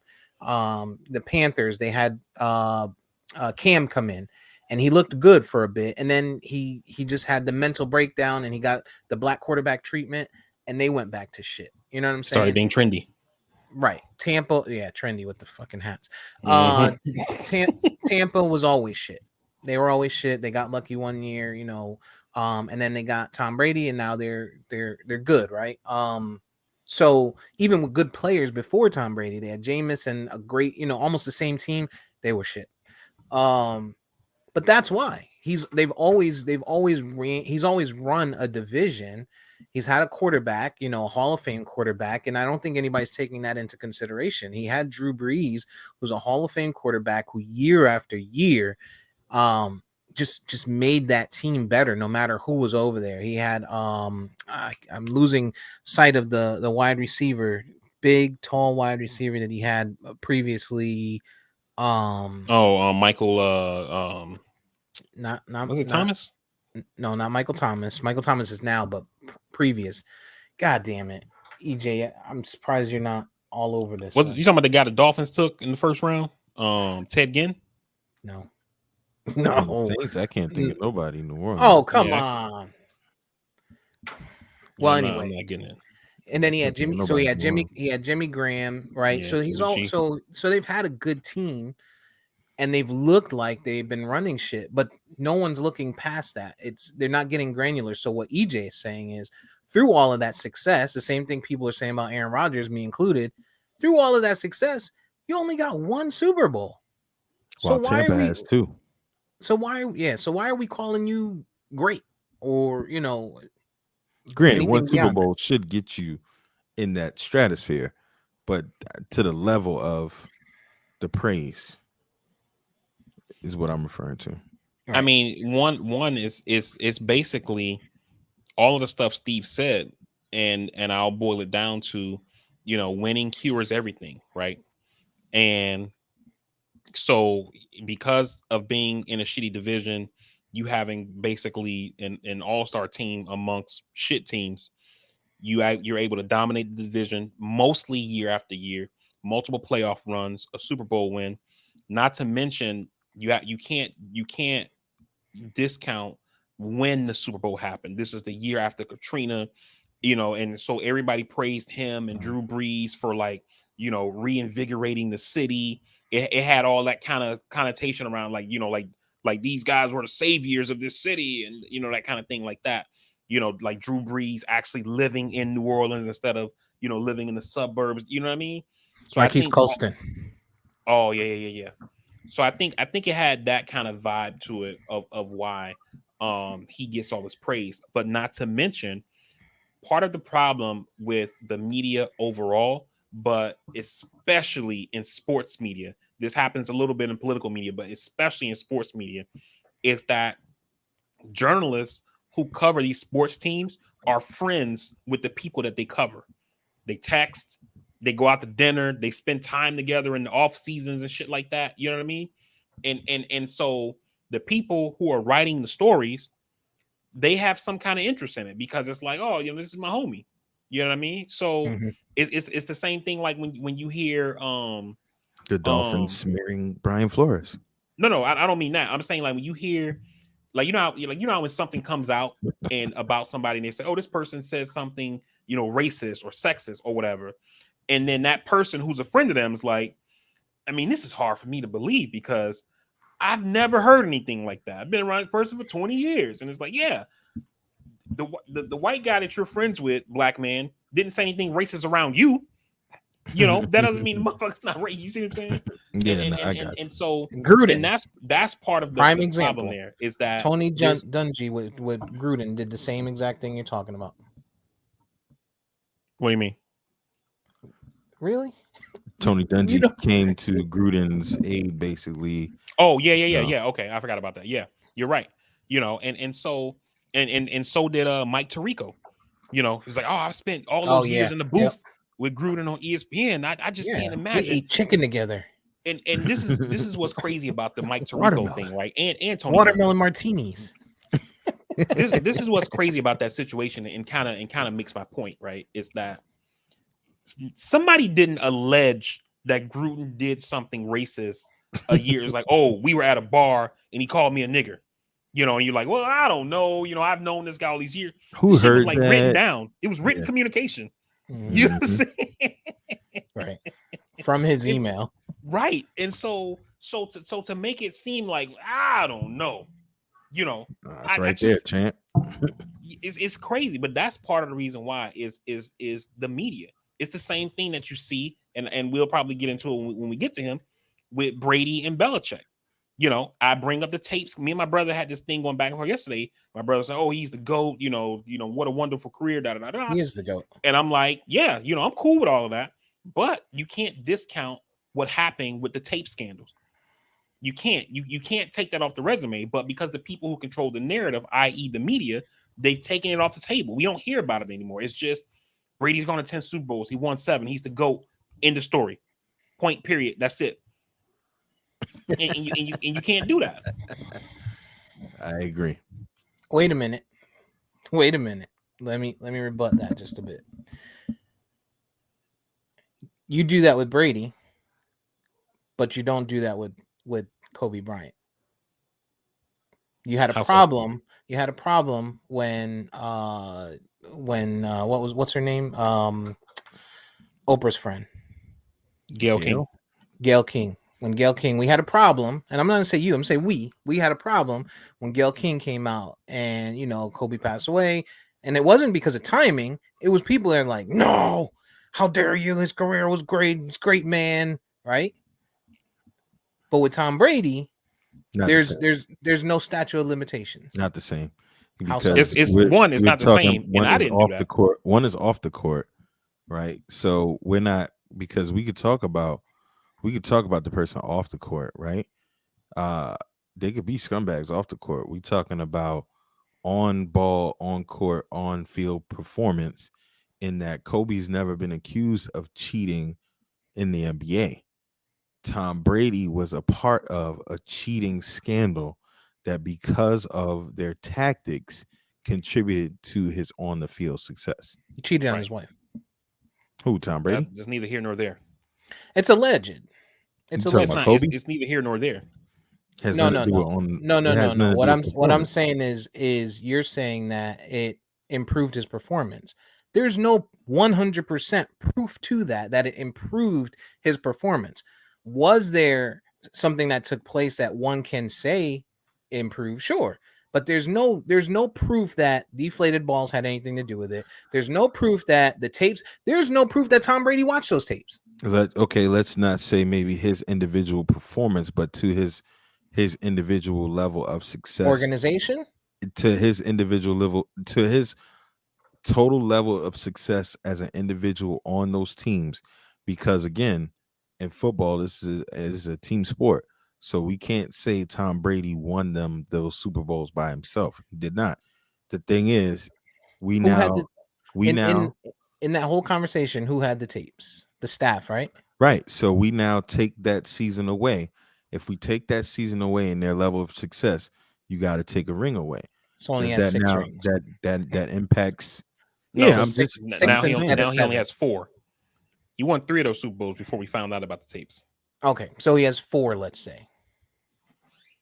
It impacts his legacy. Joe Montana's never had that issue. Aikman never had that issue. Again, and I'm not saying to take away any of his rings or anything like that.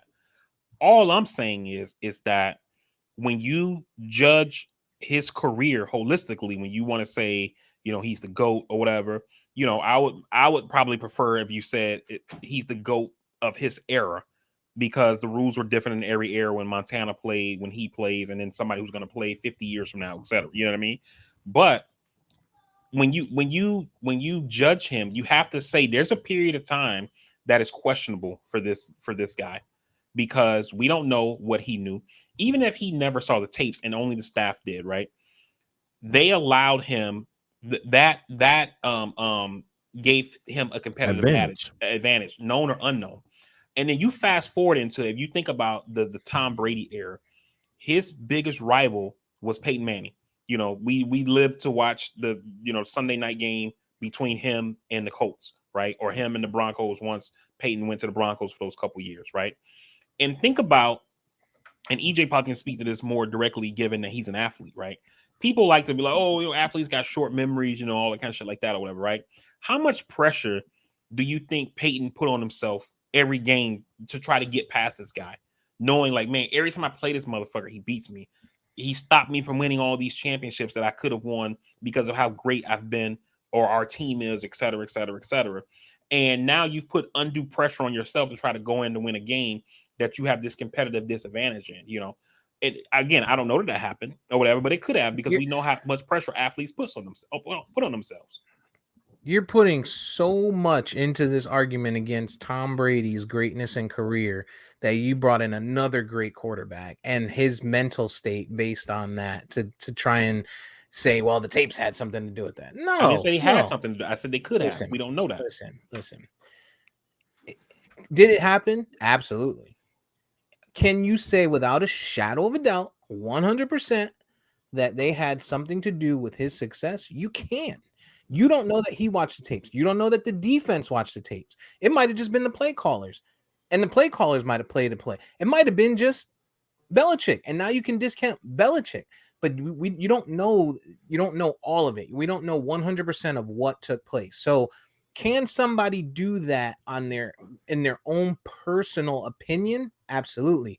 But when you're talking about laying out facts to somebody's greatness and comparing them to others, that's that. The tapes and the deflated balls are not something that you can say can be directly impactful to this person's greatness. I'm gonna say this again, because hold on. Let me say it. I don't care about the balls. Let me say it again. Let me say it again.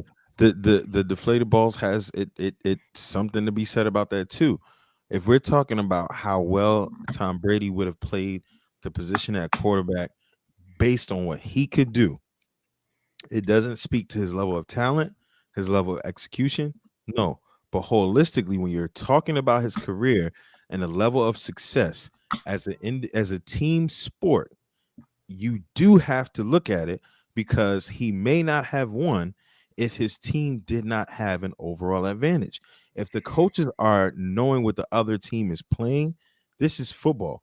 You're getting a clear advantage. That's 4 to 5 more wins this season. That's the playoffs. That's everything. Now, again, does that mean Tom Brady was not the assassin that he was? No, it doesn't. But it does let me use Vari's argument. Maybe they would not have been as successful. Let me use Vari's argument. Let's just say, the way you said it, well, it could have helped him 5. He could have, he was thinking about it. Well, what if they did know? What if the play callers did know, and now they're calling a defense, and the offense calls an audible, and maybe they didn't have that audible on the tapes. No, it's possible that they could have lost games. The literal point of the whole Spygate issue. It's a two-way argument. No, that was probably the worst argument you presented. The literal point of the Spygate point is that they had everything captured. And when you look at these Super Bowl runs, the point that no one wants to ever talk about, right? This taking Tom Brady out of it. These great Patriot teams were never just one-sided teams. Most of the time that they ever won any of these playoff runs or championships, they were no less than top 10 defenses. And when you take that and you juxtapose the fact that he didn't have to do a whole lot many times against certain opponents, you could say that's because Bill Belichick knew what the team was doing in any other way. And You if you could Right. go also back, say because he was in a division with the Dolphins and the Jets No, and the but we're not Bills no, for talking. We're you not. years. We're can't not say that. talking You about can't say division that. games. You We're can't say talking that. about when Even you watch if you you talk, watch games. even VP, even if you talk divisional games, the year that the Jets exposed it was the year that we were in tight games with them, and they were like, "Yo, these dudes know everything we're doing." Let's not forget, Mark Sanchez is 1-0 against Tom Brady in the playoffs. Okay, so that time the Jets were competitive. So we're So talking about the they were worst arguments ever. no, they were Mark No, literally no. they Sanchez were is part of your argument. this literally became exposed because they said, "Yo, these dudes know everything we're doing," and they were the first team to really say something. So let's just Right. say And that's what it we're is. watching games. I've literally watched Patriot games over that, time frame. And I'm like, yo, like how do these dudes keep they just are tearing these defenses up in this 2-minute drill or whatever, we the best defenses in the league, and the game is over, and all you see in the media is Tom Brady does it again. Tom Brady's greatness. Tom Brady, he just finds a way, da da da da da. And then you find out about the tapes, and then it's like, yo, maybe that's how he was doing it. When you say, yo, how does this dude keep just pulling a rabbit out of the hat? Take Tom Brady you out of it. can Take Tom Brady out you of it. can point that directly at him if you saw a decline in his career following that, which you didn't. Right. So agree. it's hard to agree with that. say, well, he was great and they won these championships, and his greatness during that time frame, was overshadowed or wasn't overshadowed by the tapes because because they were winning due to the tapes. But then you fast forward and you say, all right, now it's been kind of put out there, and this guy still has years upon years of where they're winning division, where they're winning conference champions, they're going to Super Bowls, and realistically, this guy probably would have 9 Super Bowls championship rings if it wasn't for super weird shit that took place in both of those Giants victories. You know what I'm saying? I'm not saying give him credit for 9, but I'm saying a helmet catch, it's not normal, right? It's things that took place that you're saying, oh, this guy, he's great, but he's great for his time because there were tapes and this and that and the third. No, this guy is great. This guy, bottom line, Yeah. is Steve, one I of, think if you're not the missing. greatest I think you're quarterback missing the point. ever. It's I not think you're his. missing the point. It's not his individual ability. It because I don't think anybody can deny his individual ability to get And I stuff haven't. done with the people that he's had to throw to. But when you're talking about in the comparison of legacy, right? The argument about Aaron Rodgers. Oh, well, he's great as an individual quarterback. Yeah, we know that. He's one of the greatest all time, greatest arms, but he's only got 1 Super Bowl. Okay. Well, if that's a part of the legacy argument, some of Tom Brady's Super Bowls are questionable. Maybe not because of his individual play, but because of what came around that. And the media very seldom wants to admit that. And that is the problem. When you have the Spygate situation and you're talking about the legacy that is the Patriots, the fact that they're on par right now with the Steelers, who've been getting it from the mud since the 70s, some of that needs to be questioned because we don't know. I think when you talk about the media, I think when you speak about team success, the media does speak about the tapes, but the same argument, the argument that I'm making is the individual success. And when you're hearing this is when people are saying, same conversation we're having, Tom Brady is he's the GOAT, he's the greatest, by far, right? That's my argument.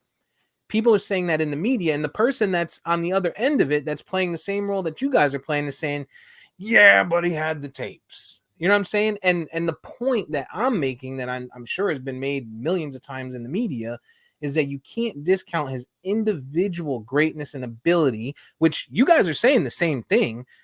You can't discount his individual greatness and ability based on what took place during that time frame, because he was still great afterwards. But the disparaging factor is, right, while all of that is true as an individual, the only other thing that gets added to his argument that sets him apart from other people is the rings. And that's where the problem becomes. Because if you look at Aaron Rodgers, right? Yo, you can hate Aaron Rodgers, but as an individual quarterback, Someone can argue he's the greatest of all time because of what he can physically do and what he does as an individual. But then the knock becomes, no. I'm saying, think I'm not about talking it. about you. The knock I'm talking about in the chat. Steve gonna post in the chat himself. Steve is right to make it look like it's from a viewer. then the individual point, right? Someone could say Aaron Rodgers is the greatest quarterback I've ever seen because of his individual ability. But then the knock always is, well, he only has one Super Bowl. Well, let's factor in the Packers didn't cheat. We don't know what could have happened. Well, but you're talking about 1 versus 7, dog. Like, what are we talking about? I get it, but we're questioning again. Okay, 1 versus 4. You have to separate the amount. If either we're talking about the individual, you can't have it both ways. You can't put it this way. And Steve, I'm not saying to take away any of his accomplishments. No, All I'm saying is that when you look back on the career and talk about everything that he's done, you have to mention the spine. The same way you're talking about Sean Payton. But that Payton, doesn't take away from his greatness. Right. Well, it puts an asterisk there. I think it puts an asterisk on it. It definitely puts for 3 rings. And let me just put it this way. Who knows how long? So what EJ's doing, this is what EJ's doing, Vari. EJ is looking at last week's conversation and he's trying to revert back to the Tom Brady versus Aaron Rodgers conversation. Joe Montana in there. And here's my point. You're talking about, Aaron Rodgers are discrediting him. He only got 1 Super Bowl. Tom Brady got 1 of those at 43. Let's put Joe got Montana. 1 at 43. Let's put Joe Montana. Tom Brady got 1 at 43 years old. Dog. Joe Montana is my GOAT. Joe Montana is my GOAT. And Joe Montana don't have these asterisks. Point blank period. And at the end of the day, Joe Montana had 1 asterisk. You know what it's called? Stick 'em on the best wide receiver of all time. Every receiver did that. Allegedly, only 1 came out and said they did it. Every receiver. Only 1 came out and said he did it. Michael Irvin said he used stick 'em. Only 1 came on and said, I'm the GOAT, and I did it. Are the Cowboys rings now in question because of stick 'em? You're the one that's. I don't question anybody's greatness based on this. No, we're not talking about. Everybody's questioning greatness. Adolescent stuff that you guys are talking about. Catching a football when it comes to you. Cheating and learning the whole other team's playbook before they play is a whole nother level of but stick 'em is specific to the individual, while this cheating you're talking about, there's no proof of who saw those tapes. You don't know the what staff happened behind those doors. You have no clue. It might have been one person. Literally the staff. Bill Belichick. Could have been the owner. Now you just going crazy. Right. So, but you're going off of alleged stuff and you're trying to devalue somebody's greatness off of something that you don't know 100% about of what took place. It's not alleged. At the end of the day, you can build 100 bridges. If you suck one dick, you'll always be a cocksucker. Tom Brady's always going to be a cheater. Let's go on because we're running out of time. I agree. Tom Brady is the GOAT. And it's not even close. And so let's talk about yesterday. VP woke up, had his Wheaties, his oatmeal that he got for free, piece of shit, and and decided, oh yay, look at the media. They're saying Tom Brady's gonna retire, and I'm so happy. So the league is so much better now. And then it turns out that it was just another one of those media things where somebody's trying to break a story, and the alleged situation. What took place is Tom Brady's father came out, tweeted he hasn't made his decision. Tom Brady called the owner of the Bucs, told him, I haven't made my decision. Knowing everything that we know about Tom Brady, about competition, and just the dick that he is, he's a dick, just like Michael Jordan was a dick. Sometimes you got to be a dick to be great. Do you think he really was planning to retire? And do you think that he's just spiteful enough to now push it back a year just to make the media look bad? No, I think that Brady really was going to retire. I think Shefty, had whatever his sources were probably good. But what I think is happening here is that Brady wants to do it on his own kind of thing. Maybe they want to have some kind of event or something like that. And Shefty got ahead of them on it. You know what I mean? And the reason why I say that is that When the story first broke and it started being reported on ESPN, Bleacher, et cetera, they never came out and denied it. The agent came out and just said, Tom's going to make a decision when he's ready. You know, they never came out and said, no, he's not retiring. It wasn't until like 5-6 hours later when the dad finally came out and said, he's not retiring. He hasn't done anything. And then they said he called the owner and the GM, et cetera, and then they denied it. So, you know, maybe he may change his mind and stay, but I think that his mind was made up to retire, and Shefty just got ahead of him. And Tom, with respect to the game and probably his own decision making, he's gonna wait till the Super Bowl's over, because one, Tom Brady, even though whatever you want to call they him, get on players about that, trying to make yourself bigger than the game. Exactly, he knows better in that regard, and not only that, he's gonna want to see the Super Bowl, because it ain't just getting bounced out of the playoffs that makes him want to retire or want to play again. He's gonna want to watch the Super Bowl, and it's gonna be how strong enough he gets that feeling to say, I can still do this shit, and that should be me. That's the issue, because let's say the Bengals go to the Super Bowl with the Rams, he gonna look at that shit like, these niggas, I could have beat them. Like, nah, you know what I mean? So that's really what it's gonna be, is that Super Bowl game. And when that shit is done, is he really gonna feel like he's got more on the table to give? I think he already feels that. I think if I'm Brady, and I'm inside Brady's mind, I'm thinking he's sitting here like, damn, if I had Godwin, like we almost came back on these dudes. We started super slow and damn near won this game. If and our defense made a horrible fucking mistake to allow them to win, right? I think he's thinking, fuck, if I had Godwin healthy, if Fournette was truly healthy, like if this was our full team, we could have easily ran through these motherfuckers and most likely won the Super Bowl. So I don't know I don't know the part of thinking about could I have won? I do think in respect to the game, yeah. I mean, why try to steal the show when, you know, everyone talks about respecting the badge? The NFL truly still has 3 weeks left of content. They got this week, they got Pro Bowl, and then they have Super Bowl, right? So why try to steal that thunder? Because he would steal it 100% away. There'd be people that may not even watch the Super Bowl or, you know, the Pro Bowl or, you know, the conference championship weekend this weekend because they're so heartbroken. And these are, you know, stands up in New England and so on, right? The way, yeah, right. I'm not watching it anyway. No, I'm gonna watch it. The way I envision it happening is this is how I envision it happening, and this is how I think white people work too. I think Tom Brady called his parents, and they probably saw the rumors of, are you gonna, you know, is he gonna, and he had a conversation and probably told them, hey guys, I haven't made my decision, but when I do, you'll be the first to know, right?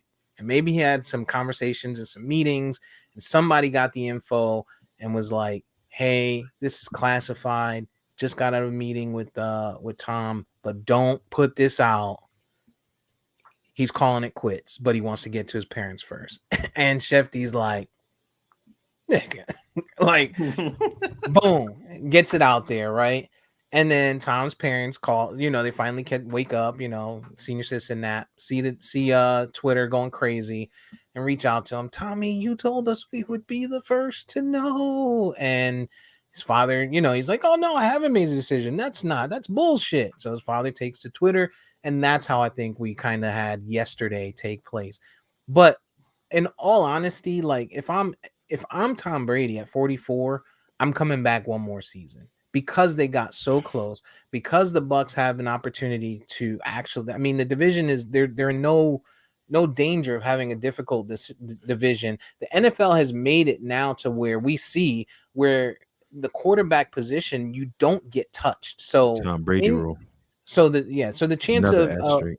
the chance of injury for this guy is super slim to none. Like it would have to be a non-contact for the most part, or one of those rare sacks. I mean, if you look at it, he barely got sacked.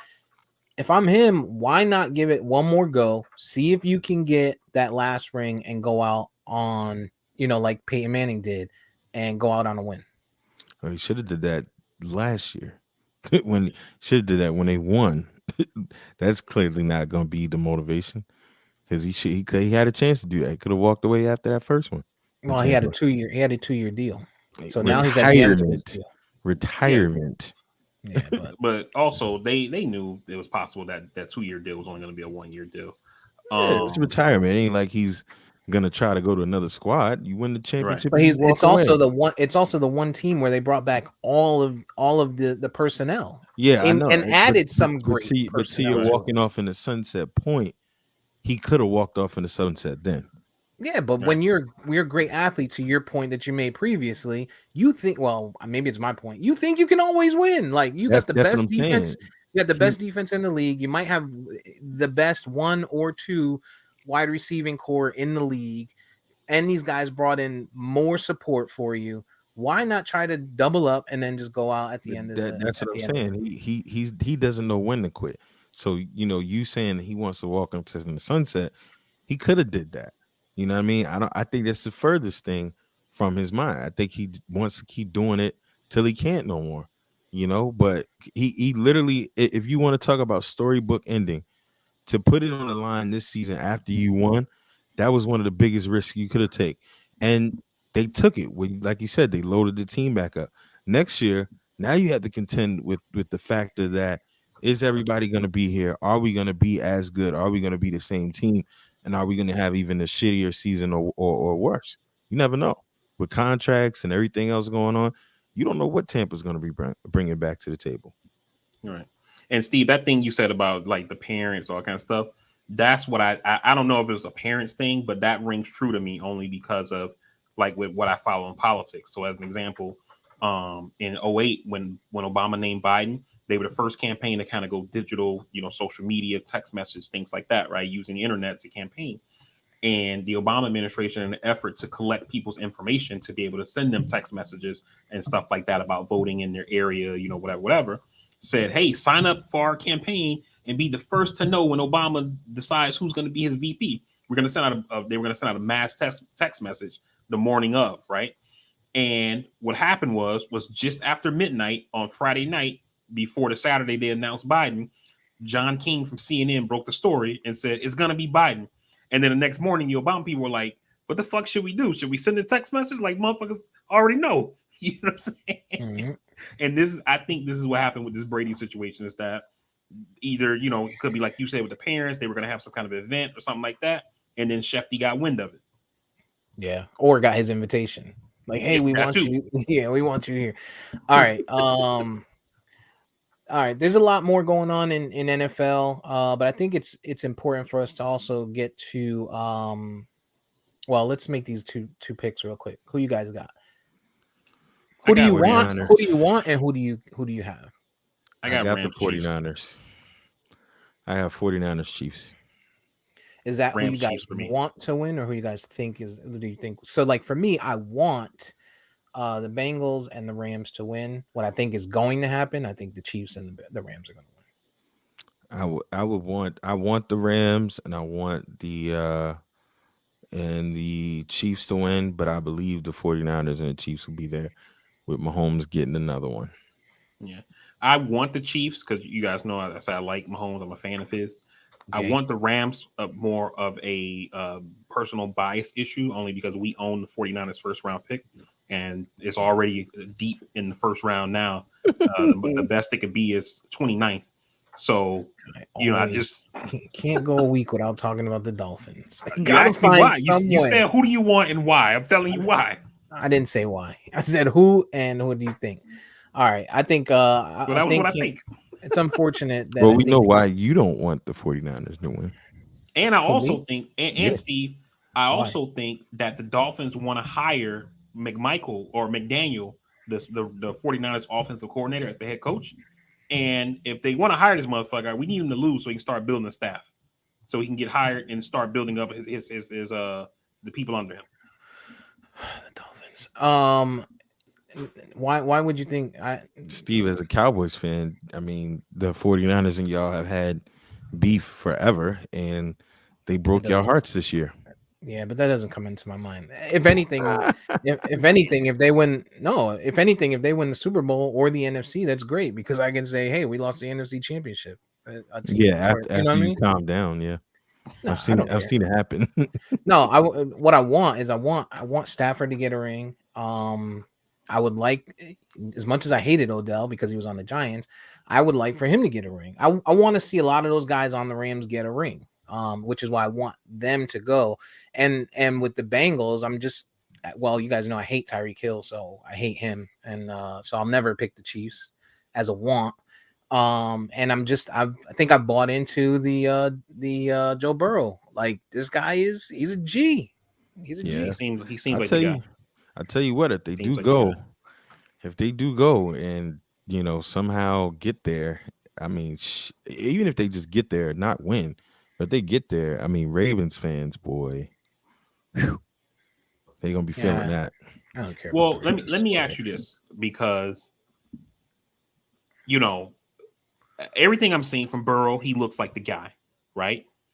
But where he's at in his career, right? Do we think he could be Jared Goff? Because we thought Jared no. Goff was the guy because he got there like right, you know what I mean? And then Yeah, but everything just kind of fizzled. Jared Goff, he came into a team that was pretty damn good. I think with Joe Burrow, I think Joe Burrow has a mental state that's just different. We saw Jared Goff was a fucking airhead. Like on when we watched him on Hard Knocks. Hard Like this knocks. dude, he was a freaking airhead. You know what I'm saying? And just dumb and he's just stupid. Um the Bengals have a young team. They had a young team. I think they're gonna run that division for a while. I think with Joe Burrow, I think he just has ice in his veins, and we're going to see tonight if you will see just how good this guy and how much he's going to run the AFC for the next few years, depending because this is going to be the biggest game, like on the biggest stage. You're going through Kansas City. You've had to go through there the last 4 years.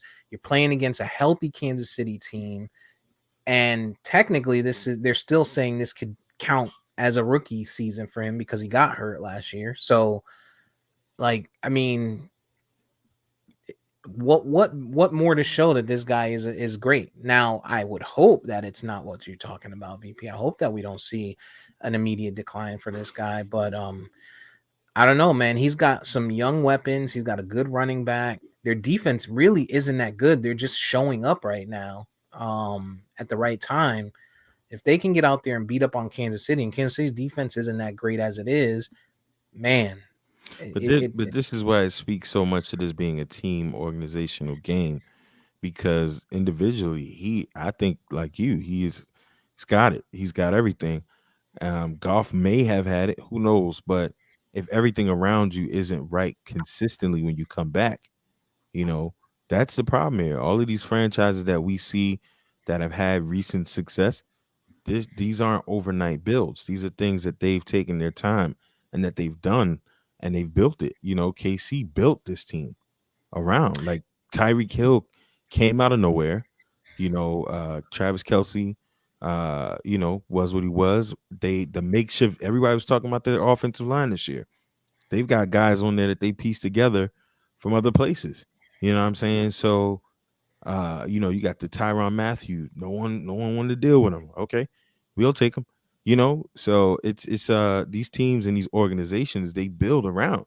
This is the same Bengals team that got blown out by the Jets this year. And EJ, John Mora, the owner of the Giants, actually spoke to the point that you made this week when people asked him about Deshaun Watson and what's he going to move on from Daniel Jones, etc. And I was surprised to hear him say this. And he said, basically, it's not a direct quote, but he essentially said, look, like, he basically said, we kind of fucked this kid, Daniel Jones. This guy's had multiple, coaches. And he was like, and it's not fair to him to say he's not the guy. He was like, I believe he's very talented. And I think that we need to put stable coaching around him and fix up this team so that way we can fairly evaluate, is he the future of the franchise? And I was like, damn, that shit was kind of like weird hearing an NFL person, the owner, say something like that, to say, man, we fucked this kid by putting him in the shittiest situation, and then turn around and say this kid fucking sucks that he couldn't survive this shit that we gave him. And it reminded me of like RG3.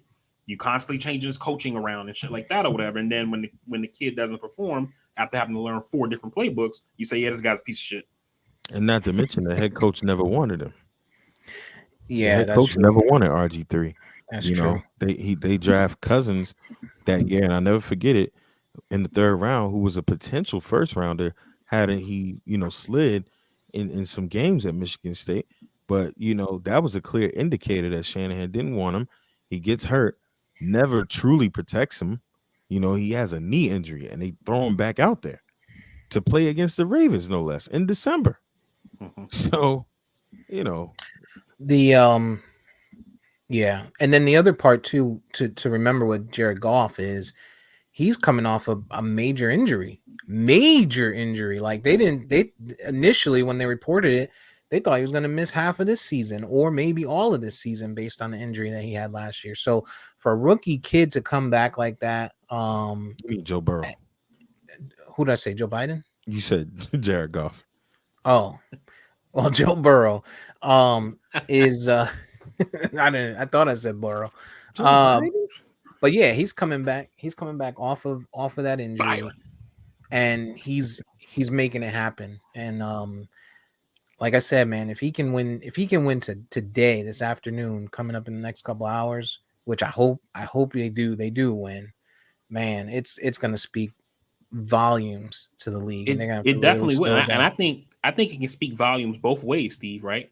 Because with Burrow, it just, basically like you said, some people are saying you still got to kind of count this as his rookie year, coming off that injury. That team is not that good, got sacked 9 times. And then you go against the juggernaut of KC and Mahomes and get to the Super Bowl and then fuck around and win. Huh? And the baby beater. And if you fuck around and win, that speaks volumes, right? But then on the other side, with KC, if you're Mahomes, you're like, yo, I've been to 4 straight AFC championships, 3 straight Super Bowls.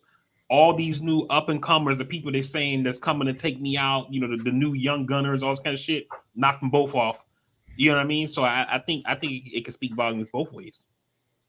Yeah, I think it's needed for Mahomes because he came out slow at the beginning of the year. I mean, they've been hot lately, but yeah. But also I think what this can do is Joe Burrow told these guys, hey, spend that draft pick on Jamar Chase. Go get my guy. And it worked. Mm-hmm. And it's working. So maybe the suits start to listen to some of these players in some of the decision making that they're making, and they don't have to be a Peyton Manning or a Tom Brady to be able to help, or a LeBron James to be able to help with some of the decisions that are being made at that level. Yo, did you see the Jamar Chase quote about when he was in college? Mm-mm. He said that who was it? Chip Kelly, I believe he did. Les Miles. Dumbass. When he first came to LSU, Les Miles told him he didn't have what it takes to be a wide receiver. Oh, I did see that. Yeah. And it just kind of goes to show you, like, some people just got an eye for talent and some don't, and it's why KC can draft a kid that people weren't high on from Texas Tech, who is Patrick Mahomes. You know what I mean? I wouldn't say that because Patrick Mahomes at Texas Tech was pretty incredible. The only knock was that the Big 12 don't play defense. A lot of people passed that on him, though. A lot of and no question. And that's the Bears. I mean, not to VP's point is precisely accurate in that sense. I think with Patrick Mahomes' sense, people didn't respect the conference, because that conference, you had TCU, Baylor.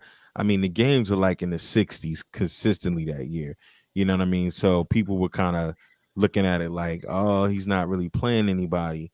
But I mean, to VP's point, that has happened so often and so many times throughout league history. And I think that's the sham and the biggest crime that we've seen. How many guys, fucking Charlie Ward, I always say to this day, fucking Heisman winner at quarterback, phenomenal. He was Lamar Jackson before Lamar Jackson.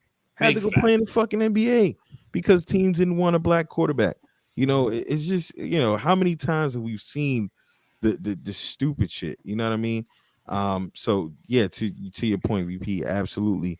And we say it all the time. These brilliant guys know everything, right? And they really don't know smartest shit. guys in the room. Yeah. You know what I don't want to discount also is I don't want to discount Alex Smith as a guy passing the torch. Drew Bledsoe did it. Drew Bledsoe did it with Brady, passed that torch. Drew Bledsoe did it with Tony Romo, passed that torch. And you got Alex Smith did it with he passed the torch off to Kaepernick, and then he passed the torch off to Pat Mahomes. And while Kaepernick, declined and he became, this major headache and stuff like that, he was still a good. I mean, he went to the Super Bowl. He was a good quarterback, for a period of time. Alex Smith deserves a job somewhere because he's clearly doing something right with these young guys. Yeah, I mean, I think the old veteran can get some credit on helping develop the new guy, and it says something to them, especially like when you think about it from the context of the Rodgers Favre dynamic when it came out that Favre didn't like this guy. Favre basically told the Packers, if you want this motherfucker to learn from me, he better just watch what I'm doing because I'm not teaching him shit. You know what I mean? And so, there's that dynamic, and then there's other ones where people come in and say, "Oh yeah, I understand. It's a business. It is what it is. This is the new guy. While I'm a starter, I'm gonna do what I gotta do to win, and I'm gonna do what I gotta do to help develop this guy. And I think that those quarterbacks you mentioned do deserve some credit for that, and whatever role they played in shaping the new guy. Well, Rodgers is a dick, so I can see why Fred didn't like him. So Barry Bonds is not making the Hall of Fame. Mm-hmm. They've decided he He's a cheater is just not going to make it. They made a decision because he's a cheater. Allegedly a cheater. You still have to be poised enough to hit a baseball. Mm-hmm. It's not like he was just. It's not like Clemens, right? Mm-hmm. Like Roger Clemens and pitchers. Like I think, steroids help out with pitchers a lot more than hitters, by far. Wrong. Absolutely. But the thing with Bonds is he was never actually caught till his day. And that. So Bonds wasn't caught, but we know he did roids. How do we know? Come on, I mean, look at him in Pittsburgh. Look at him in San Fran. And his career prior to San Fran, when the alleged cheating began, was Hall of Fame worthy prior to that. All right, it's not what you know. Let me say this. Let me say this. So your point about pitching versus hitting, the reason why I don't make a distinction is that with the pitching, yeah, it makes you maybe you go from throwing a 90-mile-an-hour fastball to a 93 or something like that, right? And huge difference, right? But with hitting, maybe some of those balls that were home runs were triples or long doubles or just fly balls. You see what I'm saying? I don't have a problem with Bonds going to the Hall of Fame because it wasn't just him, Clemens, Sosa, McGuire. It was all of them, almost the whole league. So let him go to the Hall of Fame, put an asterisk on the whole era, and move on. Like this shit of it's not like if somebody looks up, I don't think people are visiting the Hall of Fame website to be like, yo, who's in the Hall of Fame? People are looking at stats and who got the most home runs, and there's going to be Barry Bonds' name there. So for a long time, right? Put him in the Hall of Fame. Him, McGuire, Sosa, all those fuckers, the pitchers, whoever, and then just put an asterisk on the whole era and say that this was the steroid performance enhancing era, and we got to question some of these stats. But these stats are what they are, and these people should be here. Same thing with Pete Rose should be there. You're not going to put him in for what he did as a player because of what he did when he was a coach. That's fucking stupid.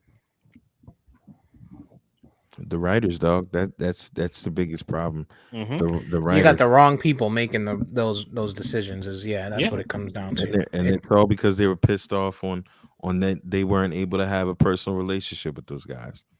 Oh, we didn't go out to dinner, so fuck Barry Bonds. Mm-hmm. But Barry Bonds was great before that. I mean, listen, before they started the allegations and trying to call him out, like this guy had a great career, start to finish, as did A-Rod, as did Mark McGuire. I mean, McGuire, you did see when there was a point where he came out of Jose Canseco's shadow. Like you could tell when he wasn't juicing to when he started juicing. Like The same he with Barry went, Bonds. no, but Barry Bonds was Barry still Bonds' body change. I mean, the dude looked like two different people. His head got bigger. Like, come on, dog. Like, yeah, no, but like if you look at McGuire on the A's. When he was on the A's, this dude was like 112 pounds soaking wet. exactly. Yeah. And you know what's funny that you say that, Steve? Because this week I saw on Twitter, ESPN posted a picture of Giannis his rookie year and then Giannis this season, right? And in his rookie year, he was like Huge difference. 6'8" or something like that, and now he's like 6'11". He's gained like 40 pounds, you know, with the height. And the only thing you see different is he looks exactly the same. His muscles have gotten a little bit more toned. That's it. You know what I mean? Like I Barry also Bonds is like two separate people. I also think though people forget how big baseball players really are. And while the distinct features and the jaw lines and stuff, that kind of stuff is evident. But I mean, Mark McGuire is 6'5". If he just got fat and bulky, I didn't know he was that tall. Yeah, him is big as shit. And Barry Bonds is 6'2". So these guys are like, people forget baseball players are huge athletes. Like these are guys that were tight ends and offensive linemen in football at first base. But I mean, you could see the difference in the skin and the jaw lines and all of that kind of stuff. So yeah, I get it though. I get it. Yeah. I remember when Giannis was in the dunk contest when he was young. No, y'all don't remember. Okay. Yeah. Looked like a twig. Yeah, he was so small, man. You know what happened? He came over from Greece and started eating some meat. Stopped eating that damn Greek diet that people go on to lose weight. Yeah. Oreos and milk and shit. Right. and for dinner. Eating this nasty processed American food. That's what that is. But I doubt he's eating processed shit. The way these Right. athletes, private chefs. Like, you ever read the article about how Tom Brady eats? Like he makes it. His chef goes to like the farmer's market every day to be like fresh salmon and all kind of, like, God damn. You got it. Yeah, you got it. Exactly. Yeah. When you are what you eat. You eat goat. Got him. Good one. All right, man. All right, we're way into it, man. I think we can skip a week of bingeables and get back to that next week. But other than that, I think we're in a good spot, good stopping point. So unless you guys have anything pressing, when you're ready, VP, take it away and get us up out of here. All right. As always, thank you guys for rocking with us and vibing with us. For those people who joined live and listened to the podcast live on our social media, whether it was Facebook, YouTube, Twitch, etc., we definitely appreciate you taking time out of your Sunday morning to hear us banter about whatever's going on in the world. For those who will watch once the episode posts later this week, we definitely appreciate you taking that time as well. As always, the podcast can be found on all podcasting platforms. Just search CastWorthy. We're also on social media. You can also just search CastWorthy on Instagram. It's CastWorthy_podcast.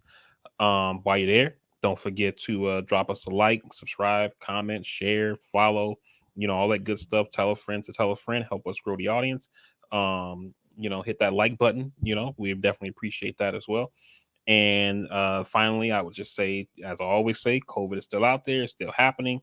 I hope that you are vaccinated and get your booster. I hope that you're still wearing your mask when you're out in public spaces and can practice social distancing when you can. And let's try to defeat this virus. And so we can try to get back to some semblance of normalcy. And other than that, we definitely appreciate you guys. We love you. We're out. We will see you next week.